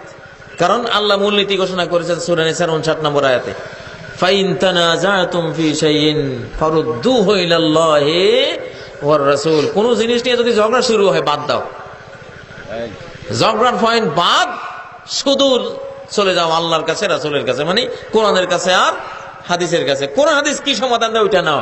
কোরআন হাদিস কি সমাধান দিছে? হুয়া সাম্মাকুমুল মুসলিমিন। কোরআন বলছে তোমরা সবাই কি মুসলিম, বাস আলহামদুলিল্লাহ। আমি আমি আমার পরিচয় আমি একজন মুসলিম, এটা হলে আর কোনো ঝামেলা থাকে না ইনশাআল্লাহ। ফজরের নামাজ প্রত্যেকদিন সকাল 9টায় 10টায় পড়া কি ঠিক? কিভাবে ঠিক? এটা আবার কি আজগুবি কথাবার্তা? হ্যাঁ, আল্লাহ বলছেন কুরআন আল ফাজরি, সালাত আল ফাজরি, ফজরের সালাত তুলু শামসের আগে, সূর্য উদয়ের আগে এটাকে পড়তে হবে। অবশ্যই এটা ওই টাইমে পড়লে হবে না। হ্যাঁ, মাঝে মধ্যে যদি কারো ঘুমের ব্যাঘাত হয়, তিনি হয়তো 9টা 10টা 11টায় ঘুমিয়েছেন, সঠিক টাইমে ঘুমিয়েছেন, কিন্তু কোনো কারণে সালাত তিনি জাগতে পারেননি, ঘুমের স্টার্টিং এ তিনি ত্রুটি করেননি, ওই হিন্দি সিরিয়াল দেখে 2টা বাজে ঘুমাইছেন, এমনটা করেন নাই। বা কোনো ওয়াজ মাহফিল শুনেছেন রাত 12টা 1টা পর্যন্ত, পরে ফজরের জমাতে পান নাই, এরকমটা করেন নাই। আমি 11টার মধ্যেই শেষ করে দেবো ইনশাআল্লাহ, আশা করি, কারণ ফজরের কাজা করার ব্যবস্থা করা যাবে না। তো এই জন্য অবশ্যই ইন্না সালাতা কানাত আলাল মুমিনিনা কিতাবাম মাওকুতা, সালাত সুনির্ধারিত সময়ে মুমিনদের উপরে ফরজ করা হয়েছে। এতে যেমন জাগতিক বরকত আছে, তেমনি পারলৌকিক বরকত আছে, ওটা তো আছেই, কোনো সন্দেহ নেই।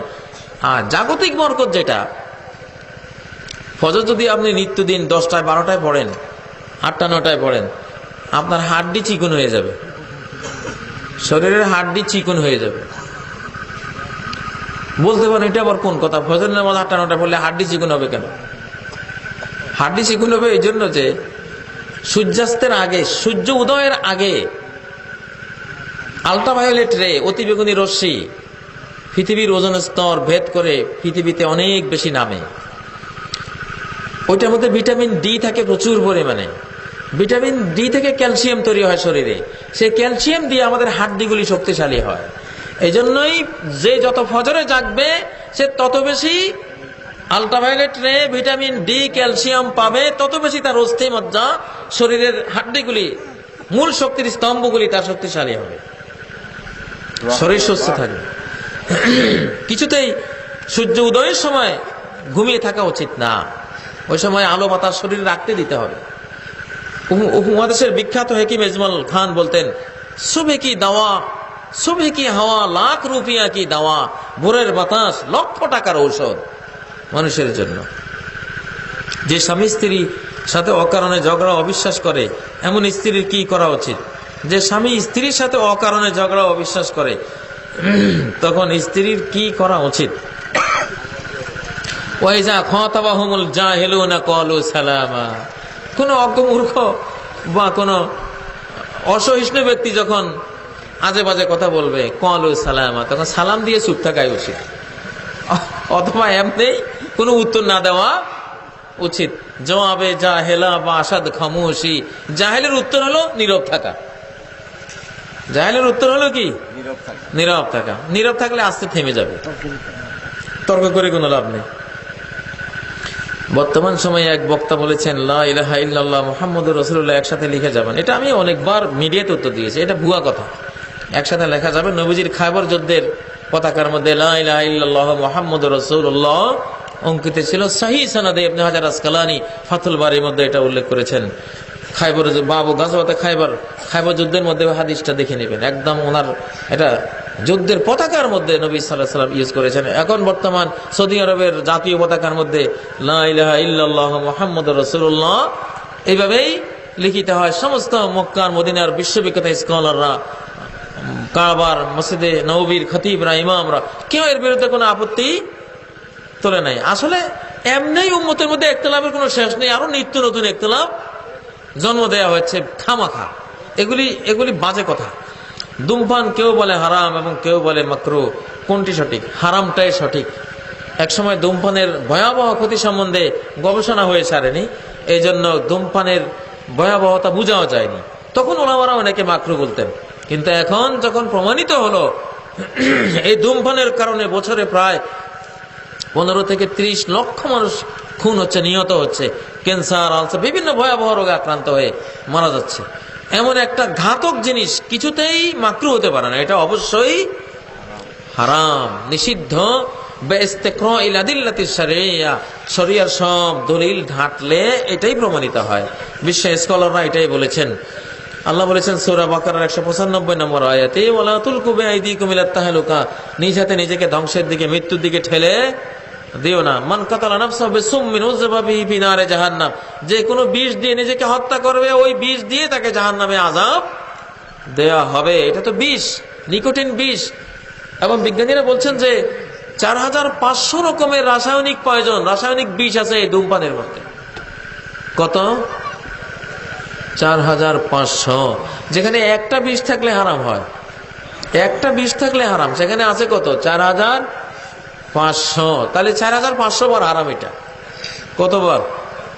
4500 বার এটা হারাম হবে। এত বিষ ক্রিয়া নাউজুবিল্লাহ এটার মধ্যে। এটা আবার হালাল হয় কেন? এটা মাকরুহ হওয়ার কোন সুযোগ নাই।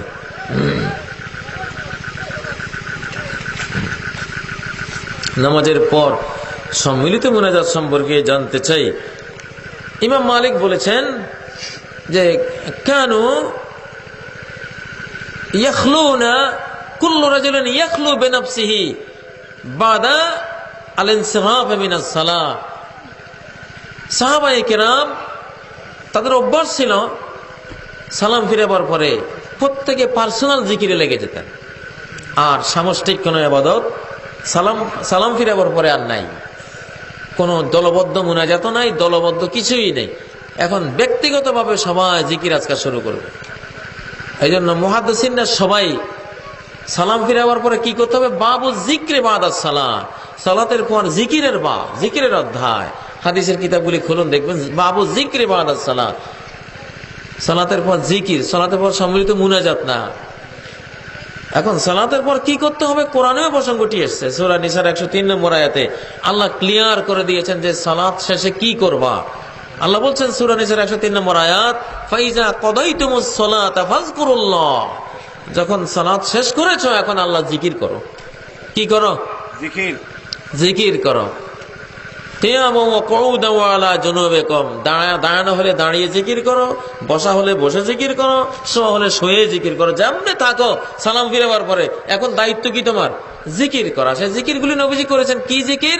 সালাম ফিরিয়ে আস্তাগফিরুল্লাহ আস্তাগফিরুল্লাহ আস্তাগফিরুল্লাহ 3 বারে জিকিরটা করেছেন।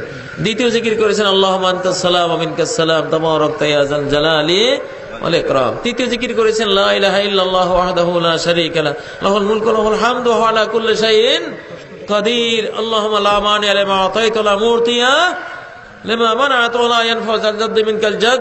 চতুর্থ জিকির করেছেন আল্লাহুম্মা আ'ইন্নি আলা যিকরিকা ওয়া শুকরিকা ওয়া হুসনি ইবাদাতিক।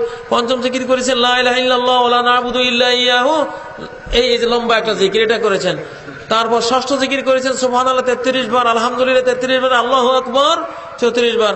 সপ্তম জিকির করেছেন আয়াতুল কুরসি। সপ্তম জিকির করেছেন 3 কুল, সূরা ইখলাস, সূরা ফালাক, সূরা নাস। অষ্টম জিকির করেছেন সুবহান রাব্বিকা রাব্বিল ইজ্জাতি আম্মা ইয়াসিফুন ওয়া সালামুন আলাল মুরসালিন ওয়ালহামদুলিল্লাহি রাব্বিল আলামিন। এগুলি এক একটা জিকির এত বড় ফজিলতপূর্ণ। আয়াতুল কুরসি সম্বন্ধে বলছেন যে মান কারা আয়াতুল কুরসি দুবারা সালাওয়াতিল মাকতুবাত লাম ইয়ামনাহু মিন দুখুলিল জান্নাতি ইল্লা ইয়ামুত। 5 ওয়াক্ত ফরজের পরে পরে যে ব্যক্তি আয়াতুল কুরসি পড়বে তার জান্নাতে যাওয়ার বাকি হলো শুধু মৃত্যুটা। মৃত্যুর সাথে সাথে জান্নাতে চলে যাবে। তাবারানী riwayate এসেছে কানা বিজিম্মাতিল্লাহি হাত্তা সালাতিল উখরা, আয়াতুল কুরসি যে 5 ওয়াক্তের পরে পড়বে সে আগামী নামাজ আসা পর্যন্ত আল্লাহর হেফাজতে, আল্লাহর জিম্মাদারিতে থাকবে। সুবহানাল্লাহ। আবার 100 তাসবিহ যেটা সুবহানাল্লাহ আলহামদুলিল্লাহ আল্লাহু আকবার 33 33 34, এটার ব্যাপারে এসেছে গুফরাত লাহু যুনুবু ওয়া ইন কানা মিসলা যাবাদিল বাহর, সমুদ্রের ফেনা সমান হলেও তার সব গুনাহ আল্লাহ ক্ষমা করে দেবেন। এই বিশাল বিশাল ফজিলতের জিকিরগুলি থেকে আমরা বঞ্চিত হয়েছি।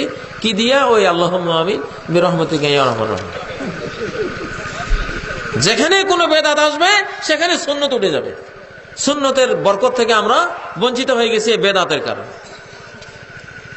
এটা কোনো স্থান নাই। দলিল দিছে ফরজ সালাতের পরে দোয়া কবুল হয়, আবার ইজা রাফা ইয়াদাহি আইয়ারুদ্দুহুমা। হ্যাঁ, ফরজ সালাতের পরে দোয়া কবুল আছে। তাহলে এই দোয়াগুলি, এই পার্সোনাল দোয়াগুলি, পার্সোনাল জিকিরগুলি, এগুলো জিকির আছে, দোয়া আছে, তাসবিহ আছে, তাহমিদ আছে, তাহলিল আছে, সব কিছু আছে। এগুলি কবুল হয়। বেদাত কখনো কবুল হয় না। দোয়া সব জায়গায় আছে, হাত তোলা সব জায়গায় নেই। গাড়িতে উঠার সময় দোয়া আছে কিন্তু হাত তোলা নেই। দোয়া থাকলে কেবল হাত তোলার কোনো প্রয়োজন নেই। এখন গাড়িতে আপনি যদি গাড়িতে উঠার সময় যদি হাত তুলে দোয়া শুরু করে দেন, চাকার তলে পড়েই তো মারা যাওয়ার একটা আশঙ্কা। আবার গাড়িও ফেল করবেন, গাড়িও লাগাবে, এই লোকে মুড়ে যা দিছে কত করে শেষ করবো, গাড়ি ছাড়ো। ঠিক না বে ঠিক? আবার টয়লেটে যাওয়ার সময় তো দোয়া আছে, সেখানেও যদি বতাটা থুইয়া আল্লাহুম্মা আমিন কই এভাবে দোয়া শুরু করে দেন, বিরহমাতিকা ইয়া আরহামার রাহিমিন এইভাবে শুরু করেন, বিশ্বাস তো নাই কোন সময় ওইটা শুরু হয়ে যায় যেভাবে আরম্ভ হয়েছে। এরপরে টয়লেট থেকে আবার বাইরে হওয়ার সময় দোয়া আছে, ওখানে যদি আবার লোটা বদলা থুইয়া আবার এইভাবে হাত তোলেন, তাহলে এইভাবে মুখে মুছতে গেলে, বাম হাত মুছতে গেলে তো মুখেরও সমস্যা। সব জায়গায় হাত তোলার নাই, কিন্তু সব জায়গায় কি আছে? দোয়া আছে, জিকির আছে। আমাদের গ্রামে নামাজে জোরে আমিন বললে অন্যরকম মনে করেন। এই ক্ষেত্রে আমার করণীয় কি? আপনার করণীয় হলো সবর করা, ধৈর্য ধারণ করা, চুপ থাকা, আর কোনো করণীয় নাই। আর ঠিকঠাক মতো আমিন জোরে বলবেন, এটা চালাই যাবেন, কিন্তু কারোর কিচ্ছু বলবেন না, আপনার কাজ আপনি করবেন। ঠিক আছে? কারণ মানুষ এটাকে অস্বীকার করছে বা আপনাকে বাধা দিচ্ছে, আপনি আমিন জোরে বলবেন না, কারণ মানুষ মনে করতেছে এটা ইসলাম বিরোধী কাজ। সে সওয়াবের নিয়তে আপনাকে বাধা দিচ্ছে, আপনাকে এটা বুঝতে হবে। সে বুঝছে এই লোক কোথেকে আসছে, এটা ইহুদি না খ্রিস্টান, আমিন জোরে কয় কেন? এই লোক ইসলামের ক্ষতি করতে আছে, সে সওয়াবের নিয়তে আপনার বিরোধিতা করতেছে, আর আপনিও সওয়াবের নিয়তে এটা কইতে আছেন। দুইজন নিয়ত ভালো, কিন্তু একজনের তরিকা ঠিক, একজনের তরিকা ভুল। আপনার তরিকা ঠিক আছে, কারণ নবীজি প্রত্যেক নামাজেই আমিন জোরে বলতেন। এটা একদম সহিহ হাদিস, বুখারীতে এসেছে, আলবানীর সিলসিলা আহাদিস সহিহার মধ্যে সর্বশেষ যেটা সহিহ হাদিস, সহিহ গ্রন্থ, এটা তো এসেছে। কানা রাসূলুল্লাহ সাল্লাল্লাহু আলাইহি ওয়াসাল্লাম ইযা ক্বারা গায়রিল মাগদুবি আলাইহিম ওয়ালাদ-দাল্লিন ক্বালা আমিন ওয়া রাফা'a বিহা সাওতা। নবীজি যখন গায়রিল মাগদুবি আলাইহিম ওয়ালাদ-দাল্লিন বলতেন, ক্বালা আমিন, নবীজি ইমাম হয়ে আমিন জোরে বলতেন, রাফা'a বিহা সাওতা, আওয়াজ বুলন্দ করতেন, আওয়াজ জোরে সোরে করতেন। এবং ইহুদিরা এটা শুনলে হিংসা করত, যে দেখো মুসলমানরা কিভাবে আমাদের বিরুদ্ধে আমিন কইতে আছে। এই আমিন জোরে বললে ইহুদির কলিজাত ঘা লাগে, কারণ আমিনের আগেই গায়রিল মাগদুবি আলাইহিম আর দলিন আছে। দলিন হলো খ্রিস্টান না, মাগদুবি আলাইহিম হলো ইহুদিরা। আল্লাহ ইহুদির পথে চালান না আমাদেরকে, খ্রিস্টানদের পথে চালান না আমাদেরকে, এ কথা কইয়াই আমিন। দেখো দেখো মুসলমান কি কইতে আছে, মানে আমাদের বিরুদ্ধে। ইহুদি খ্রিস্টানরা আমিন জোরে বললে যার অন্তরে ঘা লাগে সে ইহুদি আর খ্রিস্টান। ইহুদি খ্রিস্টানের মনে ঘা লাগে আমিন জোরে বললে। এখন কোন মুসলমানের যদি ঘা লাগে, তার মধ্যে ইহুদি আর খ্রিস্টানদের একটা কণা হইলেও আছে, অবশ্যই। কারণ আমিন জোরে বললে ঘা লাগবে অবশ্যই ইহুদির অন্তরে, অবশ্যই খ্রিস্টানের অন্তরে। কারণ মাগদুব আলাইহিম হলো এবং আর দলিন হলো, তারা দুই গ্রুপ, তারা দুই গ্রুপ। ওই দুই গ্রুপের পথে চালান না, আনাম তালাইমের পথে চালান, নবী সিদ্দিক শহীদ সালেহিনদের পথে চালান, মাগদুব আলাইহিম দলিনের পথে নয়, কথা বলে আমিন বলা হচ্ছে। অথবা ঘা লাগলেই বুঝতে হবে আপনার ভিতরে জাহালাত আছে, এবং এই জাহালাতটা ইহুদি খ্রিস্টানদের ফাইন্দাহু শাবাহুম মিনাল ইহুদি ওয়া শাবাহুম মিনান নাসারা। এজন্য আসলাফরা বলতেন, মান ফাসাদা মিন উলামাইনা ফালাহু শাবাহুম বিল ইহুদ। আমাদের আলেমদের মধ্যে যারা নষ্ট হয়ে গেছে, ওদের মধ্যে ইহুদির কিছু স্বভাব আছে। আর অমান ফাসাদা মিন উবাদিনা, আমাদের ইবাদতকারীদের মধ্যে যারা নষ্ট হয়েছে, এদের মধ্যে খ্রিস্টান সন্ন্যাসীদের কিছু স্বভাব আছে। যাই হোক, আমিন জোরে বলাই মুসলিম সংস্কৃতি। আমিন এটা নবীজি বলতেন। বুখারীতে কিতাবুস সালাতে ইবনে জুবাইরের হাদিসটি এসেছে, আম্মানা ইবনে জুবাইর ওয়া আম্মানা মান খালফাহু হাত্তা ইন্না লিল মাসজিদে লাজ্জাতান। সাহাবী আব্দুল্লাহ ইবনে জুবাইর আমিন বলেছেন, পিছনে সব মুসল্লিরা আমিন বলেছেন, এমনকি মসজিদ কেঁপে উঠেছে আমিনের শব্দে।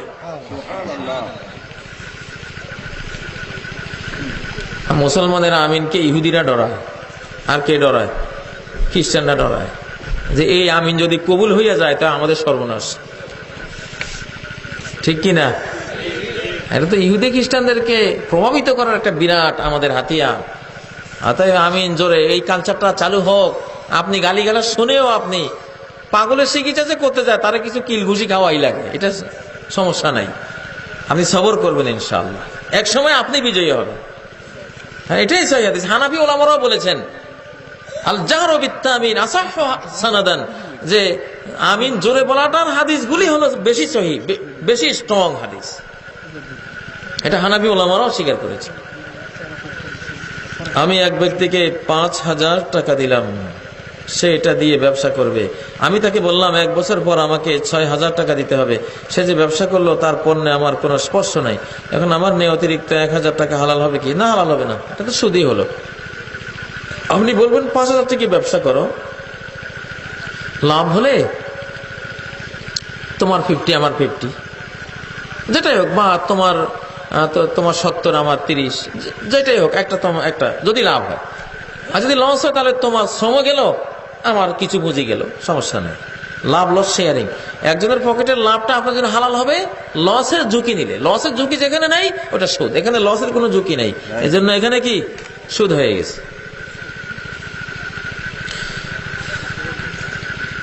এটা কি? অনেক পীর সাহেব নিজেদেরকে নবীদের বংশধর হিসেবে মনে অনেক করেন। পীর সাহেবরা নিজেদের নবীর বংশধর হিসাবে মনে করে। এইরকম দাবি সম্পর্কে ইসলাম কি বলে? ভারতে একটা কূপের মধ্যে এক লোক পড়ে গেছে, তো পড়ে সে চিৎকার করতেছে, ভাই ভাই সাহেব আওলাদে রসুল গের গিয়া। মানে আওলাদে রসুল কূপে পড়ে গেছে। মানুষ তো শুই না, হায় হায় রে, আওলাদে রসুল পড়ে গেছে। জীবন দিয়ে তারা সবাই তারা উদ্ধার করে, দেখে মেথর, ওই এলাকার মেথর। তুই কোন দিন আওলাদে রসুল হলি? কয় মিয়া, আমি আদমের আওলাদ না? আদম আল্লাহ নবী রসুল না? আল্লাহ আকবার।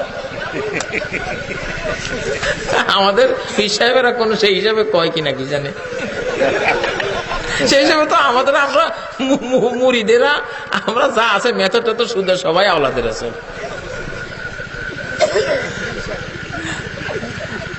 আল্লাহু আলাম। নবী সাল্লাল্লাহু আলাইহি ওয়াসাল্লামের আওলাদ জেনুইন, ওনার বংশলতিকায় পৃথিবীতে আছে, কিন্তু এটা তো মানে প্রচার করার জিনিস না। যাদেরকে আল্লাহ তাআলা ওই বংশে দিয়েছেন, ওই ব্লাডে যারা আছেন, তারা কোনোদিন প্রচারধর্মী হয় না। ওরা লুকিয়ে থাকে, ওরা প্রচার বিমুখ থাকে সাধারণত, এটাই আমরা দেখি। যাই হোক, এটা দিয়ে যারা প্রচার করে, আমরা দেখি দুনিয়ার যত আকসার, যত বেদাত, যত কবর পূজা, মাদার পূজার সাথে এই শ্রেণীর মানুষেরা জড়িত থাকে। আল্লাহ তাআলা হেফাজত করুন। আর সহিহ আওলাদে রাসূল নবীজির বংশ আমাদের বাংলাদেশে থেকে থাকলে সেটাও আল্লাহ তাআলা আমাদেরকে জানবার তৌফিক দান করেন। আমরা সালাতে নিয়ত পড়ে থাকি। এখন অনেকেই বলতেছেন নিয়ত পড়া ঠিক নয়, এই ব্যাপারে বিস্তারিত জানিয়ে জীবিত করবেন, বাধিত করবেন। হ্যাঁ, সালাতে আপনারা নিয়ত পড়েন, নিয়ত শব্দের অর্থটাই বাংলাদেশে বোঝানো হয়নি। নিয়ত আবার পড়ে কেমনে? নিয়ত মানে মনের ভাব। নিয়ত বলা হয় ভাব, ইচ্ছা। ইচ্ছা কি পড়া যায় নাকি?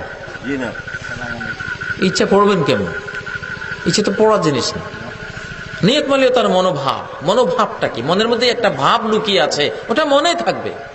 এটা এক রব্বুল আলামিন ছাড়া আর কেউ বাইরে থেকে বুঝবে না। ওয়ালাকিন ইয়ানজুরু ইলা কুলুবিকুম ওয়া নিয়াতিকুম, আল্লাহ দেখেন তোমাদের অন্তরের মধ্যে কি নিয়ত আছে, এটা উনি দেখেন। এখন বাংলাদেশের নিয়ত হচ্ছে নাওয়াইতু আন উসাল্লিয়া, আর কোরআন হাদিসের নিয়ত হলো মনোভাব, ইখলাস, তাওহীদ। ভিতরে আল্লাহমুখীটা আছে কিনা। এই লোক কি আল্লাহকে খুশি করার জন্য নামাজে দাঁড়াইছে না মানুষকে খুশি করার জন্য? ভাবটা কি?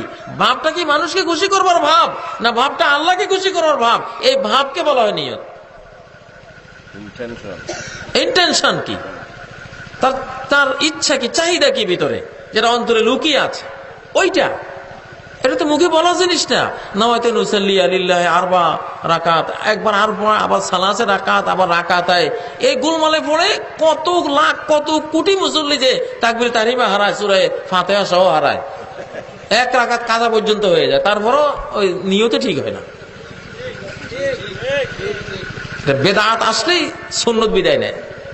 সুন্নাহ হলো তাকবীর তাহরিমা পাওয়া ইমামের সাথে। আর তাকবীরাতুল উলা খায়রুম মিনাদ দুনিয়া ওয়া মা ফিহা, প্রথম তাকবীর পাওয়া, দুনিয়ার সমস্ত সম্পত্তির মালিক হওয়ার চেয়েও বড় কিছু পাওয়া। সেই পাওয়া থেকে বঞ্চিত করতেছে এই ভুয়া একটা নিয়তের গদ, যেটা বেদাত, কুসংস্কার। এটাকে নিয়ত বলা হয় না। নিয়ত বলা হয় কাকে? এটা ফেলুল কলব, অন্তরের কাজ, অন্তরের ভাব। আমি আল্লাহকে চাই না আমি দুনিয়াকে চাই, নাকি মানুষকে খুশি করতে চাই? ওই চাওয়াটা এটা ভিতরে থাকবে, ভিতরে লুকিয়ে থাকবে, এটা মুখে আসবে না কোনোদিন। নারী ও পুরুষের সালাতের মধ্যে কোনো পার্থক্য ইসলামে আছে কি? নারী ও পুরুষের সালাতের মধ্যে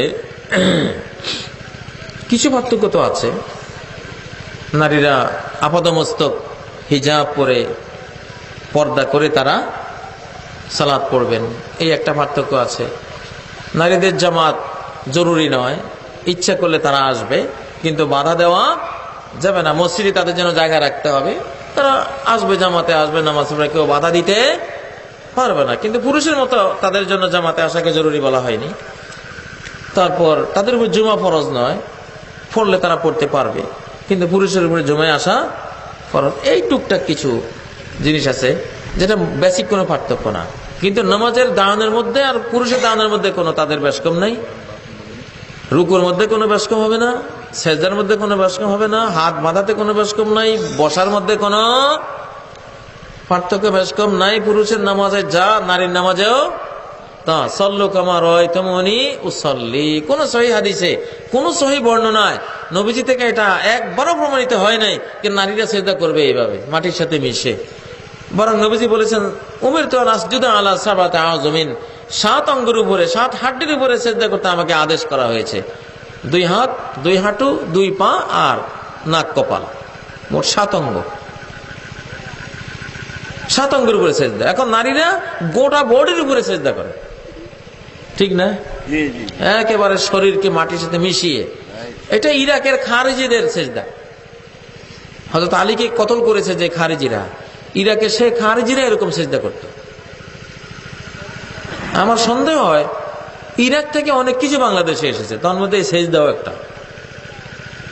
এটা সিজদা তো ইরাকি, ইরাকি সিজদা এটা, এটা মক্কি মাদানী সিজদা না। এটা সহিহ বুখারীতে আব্দুল্লাহ ইবনে ওমর একটা উক্তি আছে, লাআল্লাকা মিনাল্লাযিনা ইউসাল্লুনা আলা আওরাকিহিম ইয়ানিল্লাযী ইয়াসজুদু ওয়া হুয়া লাসিকুম বিল আরদি। ও ব্যক্তি, তুমি যে মাটির সাথে মিশে সিজদা করলা, মনে হয় যেন তুমি তাদের অন্তর্ভুক্ত, ইরাকে যারা মাটির সাথে মিশে সিজদা করে, অর্থাৎ খারিজিরা। অতএব এইরকম সিজদা করা ঠিক না। নামাজের মতো আমার তো বড় গুরুত্বপূর্ণ জিনিস, স্পষ্ট স্ট্রং দলিল ছাড়া, প্রকাশ্য নবীজির কাছ থেকে পাওয়া দলিল সুন্নাহ হাদিস ছাড়া এর কোন সেজদার কাঠামো চেঞ্জ করা, রুকুর কাঠামো চেঞ্জ করা, বসার কাঠামো চেঞ্জ করা, কোনটাই ঠিক না। তবে নারীরা একটা আমল খুব ভালো করেন, সবাই বুকে হাত বাঁধেন। এটা কিন্তু নবীজির একদম সহি তরিকা। হ্যাঁ, তারা তো নিতমুর উপরে বসেন, এটা দ্বিতীয় বৈঠকের ক্ষেত্রে ঠিক আছে। আর ফার্স্ট বৈঠকের ক্ষেত্রে হলো এক পা, ডান পা উঁচিয়ে বাম পা বিছিয়ে বসা, প্রথম বৈঠকের ক্ষেত্রে ওইটা। আর ওনারা যে বসাটা বসেন, দুইটা শেষ বৈঠকের কাইফিয়তের উপরে বসেন। এজন্য প্রথম বৈঠকটা তাদের ডান পা উঁচিয়ে বাম পা বিছিয়ে বসা উচিত, আর শেষ বৈঠকটা ওনারা এখন যেভাবে বসেন এইভাবে বসা উচিত। এটা আবু হুমায়দা সাঈদীর হাদিসে সহিহ বুখারীতে স্পষ্ট সালাত পর্বে এসেছে। মহিলাদের মুখমণ্ডল কি পর্দার অন্তর্ভুক্ত? এখানে দুইটা মত আছে। একটা হলো অধিকাংশ ওলামাদের মত, এবং কোরআন ও সুন্নাহর সবচেয়ে বেশি দলিল এটার পক্ষে, সেটা হলো মুখমণ্ডল ঢাকতে হবে। আরব জাহানের ওলামারা, আকসার ওলামারা এটা বলেছেন।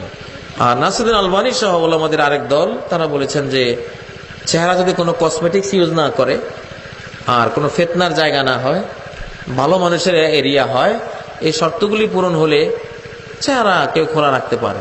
কিন্তু এইরকম এলাকার পৃথিবীতে এখন পাওয়া যাইব নি। দোকানের সামনে দিয়ে হাঁটে গেলে যেভাবে দেখি সবাই এমনি রয়েছে, ব্যাপারটা কি চায় মানুষ? মাঝে মধ্যে আমি তাকাই, মেয়ে একটা নাচতে আছে, কি বুড়া আর কি ফোলা। আচ্ছা, ফোলাগুলি না হয় তাকালে, বুড়াগুলি কবরে একটাই চলে গেছে, এমনি রয়েছে। এই পরিবেশে মুখ খোলা জায়গা বাংলাদেশে আসেনি কোন, আমার মনে হয় না।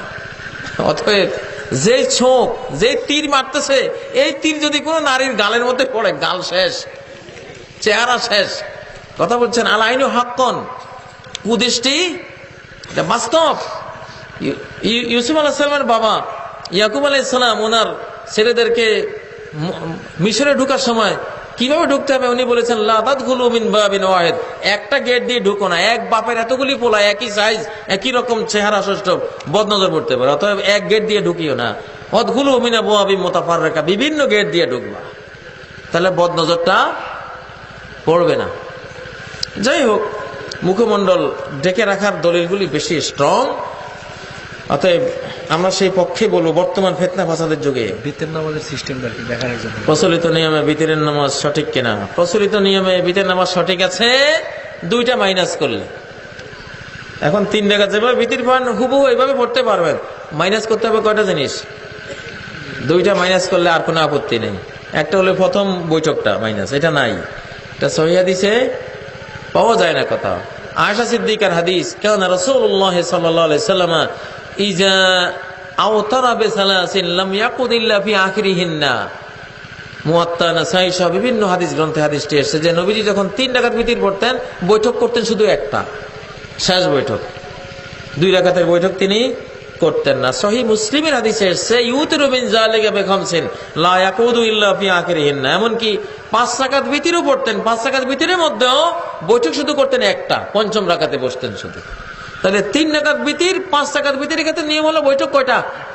একটা। আমাদের দেশে আছে কয়টা? 2 বৈঠক আছে। অতএব প্রথম বৈঠক মাইনাস, এটা বসবেন না, উঠে যাবেন। আর দ্বিতীয় মাইনাসের বিষয়টা হলো কুনুতের আগে আল্লাহু আকবার বলে, আসলে হাদিসে এসেছে রফায়ে ইয়াদাইহি, কুনুতের সময় নবীজি 2 হাত তুলতেন। 2 হাত তোলা মানে হলো আল্লাহুম্মা ইহদিনি ফিমান হাদাইতা, এইভাবে দোয়া করা 2 হাত তোলে। কারণ রফি ইয়াদাইন মানে এইভাবে দোয়ার ভঙ্গিমায় হাত তোলা, রফি ইয়াদাইন মানে আবার এইভাবে হাত তোলা। তো কুনুতের ক্ষেত্রে বুঝতে গিয়ে ভুল হয়ে গেছে। রেওয়ায়েত হলো এইটার যে কুনুতের দোয়াটা এমনিও পড়া যায়, ওইটার নামও রফি ইয়াদাইন, কিন্তু ওইটা না বুঝি আমরা বুঝছি কি এমনি রফি ইয়াদাইন, মানে তাকবীর তাহরিমা স্টাইলের রফি ইয়াদাইন হয়ে গেছে আর কি। তো এটা কোন সহিহ রিওয়ায়াতে নবীজি থেকে নাই, ইবনে মাসউদ থেকে আসলাম বর্ণনা করেছেন রফি ইয়াদাইনের ওইটা রফি ইয়াদাইন যে এইটা যদি হয় তো ওটা আসলামের বর্ণনা, শুধু ইবনে মাসউদের আমল থেকে পাওয়া যায়। যাই হোক, ওটার চেয়ে বড় কথা হলো যেটা প্রথম বৈঠক, যেটা এটাকে, এই দুইটা জিনিস মাইনাস হয়ে গেলে আপনারা যেভাবে 3 রাকাত পড়েন এইভাবে পড়া যায়। কারণ কুনুত কাবলা রুকু বাদার রুকু, কুনুতটা রুকুর আগেও পড়া যায়, কুনুতটা রুকুর পরেও পড়া যায়। রুকুর পরে বলে সাধারণত হাত তুলে মুনাজাতের ভঙ্গিমায় পড়তেন বলে বাইহাকিতে এসেছে, হাদিস এসেছে, এটা সহিহ হাদিস। আর মুনাজাতের আগে পড়লে তো এমনি পড়তে পারেন, মানে রুকুর আগে যদি পড়েন। আমার মনে হয় 10 মানে বলছি 11:05-15 পর্যন্ত শেষ করে দেবে। কোন ঋণদার ব্যক্তির ঋণ পরিশোধের সামর্থ্য না থাকলে তার কিডনি বিক্রয় করে ঋণ পরিশোধ করা জায়েজ হবে কিনা? নাউযুবিল্লাহ মিন যালিক। মানব দেহের কোন অঙ্গই বিক্রয়যোগ্য নয়। ওয়ালাকাদ কাররামনা বনি আদম, আমি আদম সন্তানকে সম্মানিত করেছি। আদমের কোন অঙ্গ প্রত্যঙ্গ বিক্রয়যোগ্য নয়, এটা হারাম। আল্লাহ তাআলা 3 ব্যক্তির বিরুদ্ধে নিজের আদালতে নিজে বাদী হয়ে মামলা করবেন কিয়ামতের দিন। সহিহ বুখারীর হাদিস। তার মধ্যে এক ব্যক্তি হলো রাজুলুন বাহুরান ফাআকালা সামানা, এক ব্যক্তি একজন স্বাধীন ব্যক্তিকে বিক্রি করে তার মূল্য খেয়েছে। তার মানে স্বাধীন ব্যক্তির কোনো কিছুই কি নয়, বিক্রয়যোগ্য নয়। বিক্রি করলে আল্লাহ নিজে আপনার বিরুদ্ধে মামলা করে দেবে। নাউযুবিল্লাহ, ওটা চলবে না। এমনি দান করতে পারবে, এমনি দান করতে পারবে, আর সে যাকাত থেকে নিতে পারবে তার ঋণ শোধ করার জন্য, বা সমাজের যে কোনো ধনী ব্যক্তির কাছে সে শরণাপন্ন হতে পারবে। আর মূল কথা হলো, সে যদি এমন ঋণগ্রস্ত হয় যে ঋণ সে শোধ করতে পারছে না, তাহলে ঋণ পাওনাদারের উপরে ফরজ। ওয়াইন কানা যু উসরাতিন ফানাজিরাতুন ইলা মাইসারা, সূরা বাকারার যে 280 নম্বর আয়াত, যে ঋণ গ্রহীতা, যে ঋণদার, ঋণগ্রস্ত ব্যক্তি, সে যদি জেনুইন অভাবী হয়, অনটনগ্রস্ত হয়, ঋণ শোধের তার কোনো সামর্থ্য না থাকে, তাহলে ঋণ প্রাপকের ফরজ তাকে অবকাশ দেয়া তার স্বাচ্ছন্দ্য আসা পর্যন্ত। তার কাছে ঋণ এখন সে চাইতেই পারবে না, এটা হারাম। তার কাছে ঋণ ছাওয়া অমানবিক, অনইসলামিক, সে ঋণ দাবি করতে পারবে না, তার সামর্থ্য নাই। আল্লাহ তোমাকে পোষাই দিবে। হাদিসে এসেছে যে তুমি ঋণ দেয়ার মেয়াদ পার হয়ে গেলে যদি তুমি তাকে সময় দাও, তাহলে যদি 1 লাখ টাকা তুমি পাওনাদার হও, প্রতিদিন 1 লক্ষ টাকা দানের সওয়াব তুমি পাইবা। মেয়াদ উত্তীর্ণ হয়ে যাওয়ার পরে যতদিন অবকাশ দিবা ততদিন 1 লক্ষ টাকার তুমি দান করার সওয়াব পাইতেছো। কত বড় আল্লাহ তোমাকে পুরস্কৃত করছেন। অতএব বান্দার উপরে জুলুম করা যাবে না। যে গরিব, অপারগ, অসামর্থ্য, তাকে তার স্বাচ্ছন্দ্য পর্যন্ত সময় দেওয়া ফরজ। বর্তমানে আমরা যেসব ব্যাংকগুলোর মাধ্যমে লেনদেন করি তাদের বেশিরভাগই সুদের উপর প্রতিষ্ঠিত। এসব ব্যাংকে লেনদেন এর অনুমতি কি এবং চাকরি করার বিধান কিনা? লাআন আল্লাহু আকালা রিবা ওয়া মুকালাহু ওয়া কাতিবা ওয়া শাহিদাইহি ওয়া ক্বালাহুম ফিল ওয়াজরি সাওয়া। নবীজি বলেছেন আল্লাহ লানত করেছেন যে সুদ খায়, যে সুদ খাওয়ায়, যে সুদ লেখে, যে দুজন সুদের সাক্ষী হয়, চার শ্রেণীকে আল্লাহ লানত করেছেন। অতএব এগুলি কোনোটারই সুযোগ নেই। ইসলামী ব্যাংকগুলোতে আপনারা জব করার চেষ্টা করবেন ইনশাআল্লাহ, সেগুলি শরিয়াত সম্মত। অবশ্যই এখানে মূল একটা পার্থক্য মানুষ বোঝে না। কনভেনশনাল ব্যাংকগুলি হলো লোন ভিত্তিক, আর ইসলামিক সকল ব্যাংক হলো বিনিয়োগ ভিত্তিক। ওখানে কোনো লোন নাই, ওরা বিনিয়োগ দেবে। আর বিনিয়োগের পর আল্লাহ বলেছেন আহাল্লাহুল বায়া, এটা বিনিয়োগ, যেটা ব্যবসা বাণিজ্য, ওটা আল্লাহ হালাল করেছেন, সেটা লাভটা হালাল হবে। আর ওয়াহাররামা রিবা, যেটা লোন ভিত্তিক, অর্থাৎ লোন দিয়ে সেখানে ইন্টারেস্ট নেওয়া হয়, রিবা, যেটা রিবা বলা হয় লোনের উপরে যে ইন্টারেস্ট, সেটাকে এটা আল্লাহ হারাম করেছে। অতএব ইসলামী ব্যাংকে যেহেতু কোনো লোন নাই, অতএব সেখানে কোনো সুদও নাই। ইসলামী ব্যাংকে আছে বিনিয়োগ, বিনিয়োগের ভিত্তিতে যেটা লাভ আসবে সেটা অবশ্যই বৈধ হবে ইনশাআল্লাহ।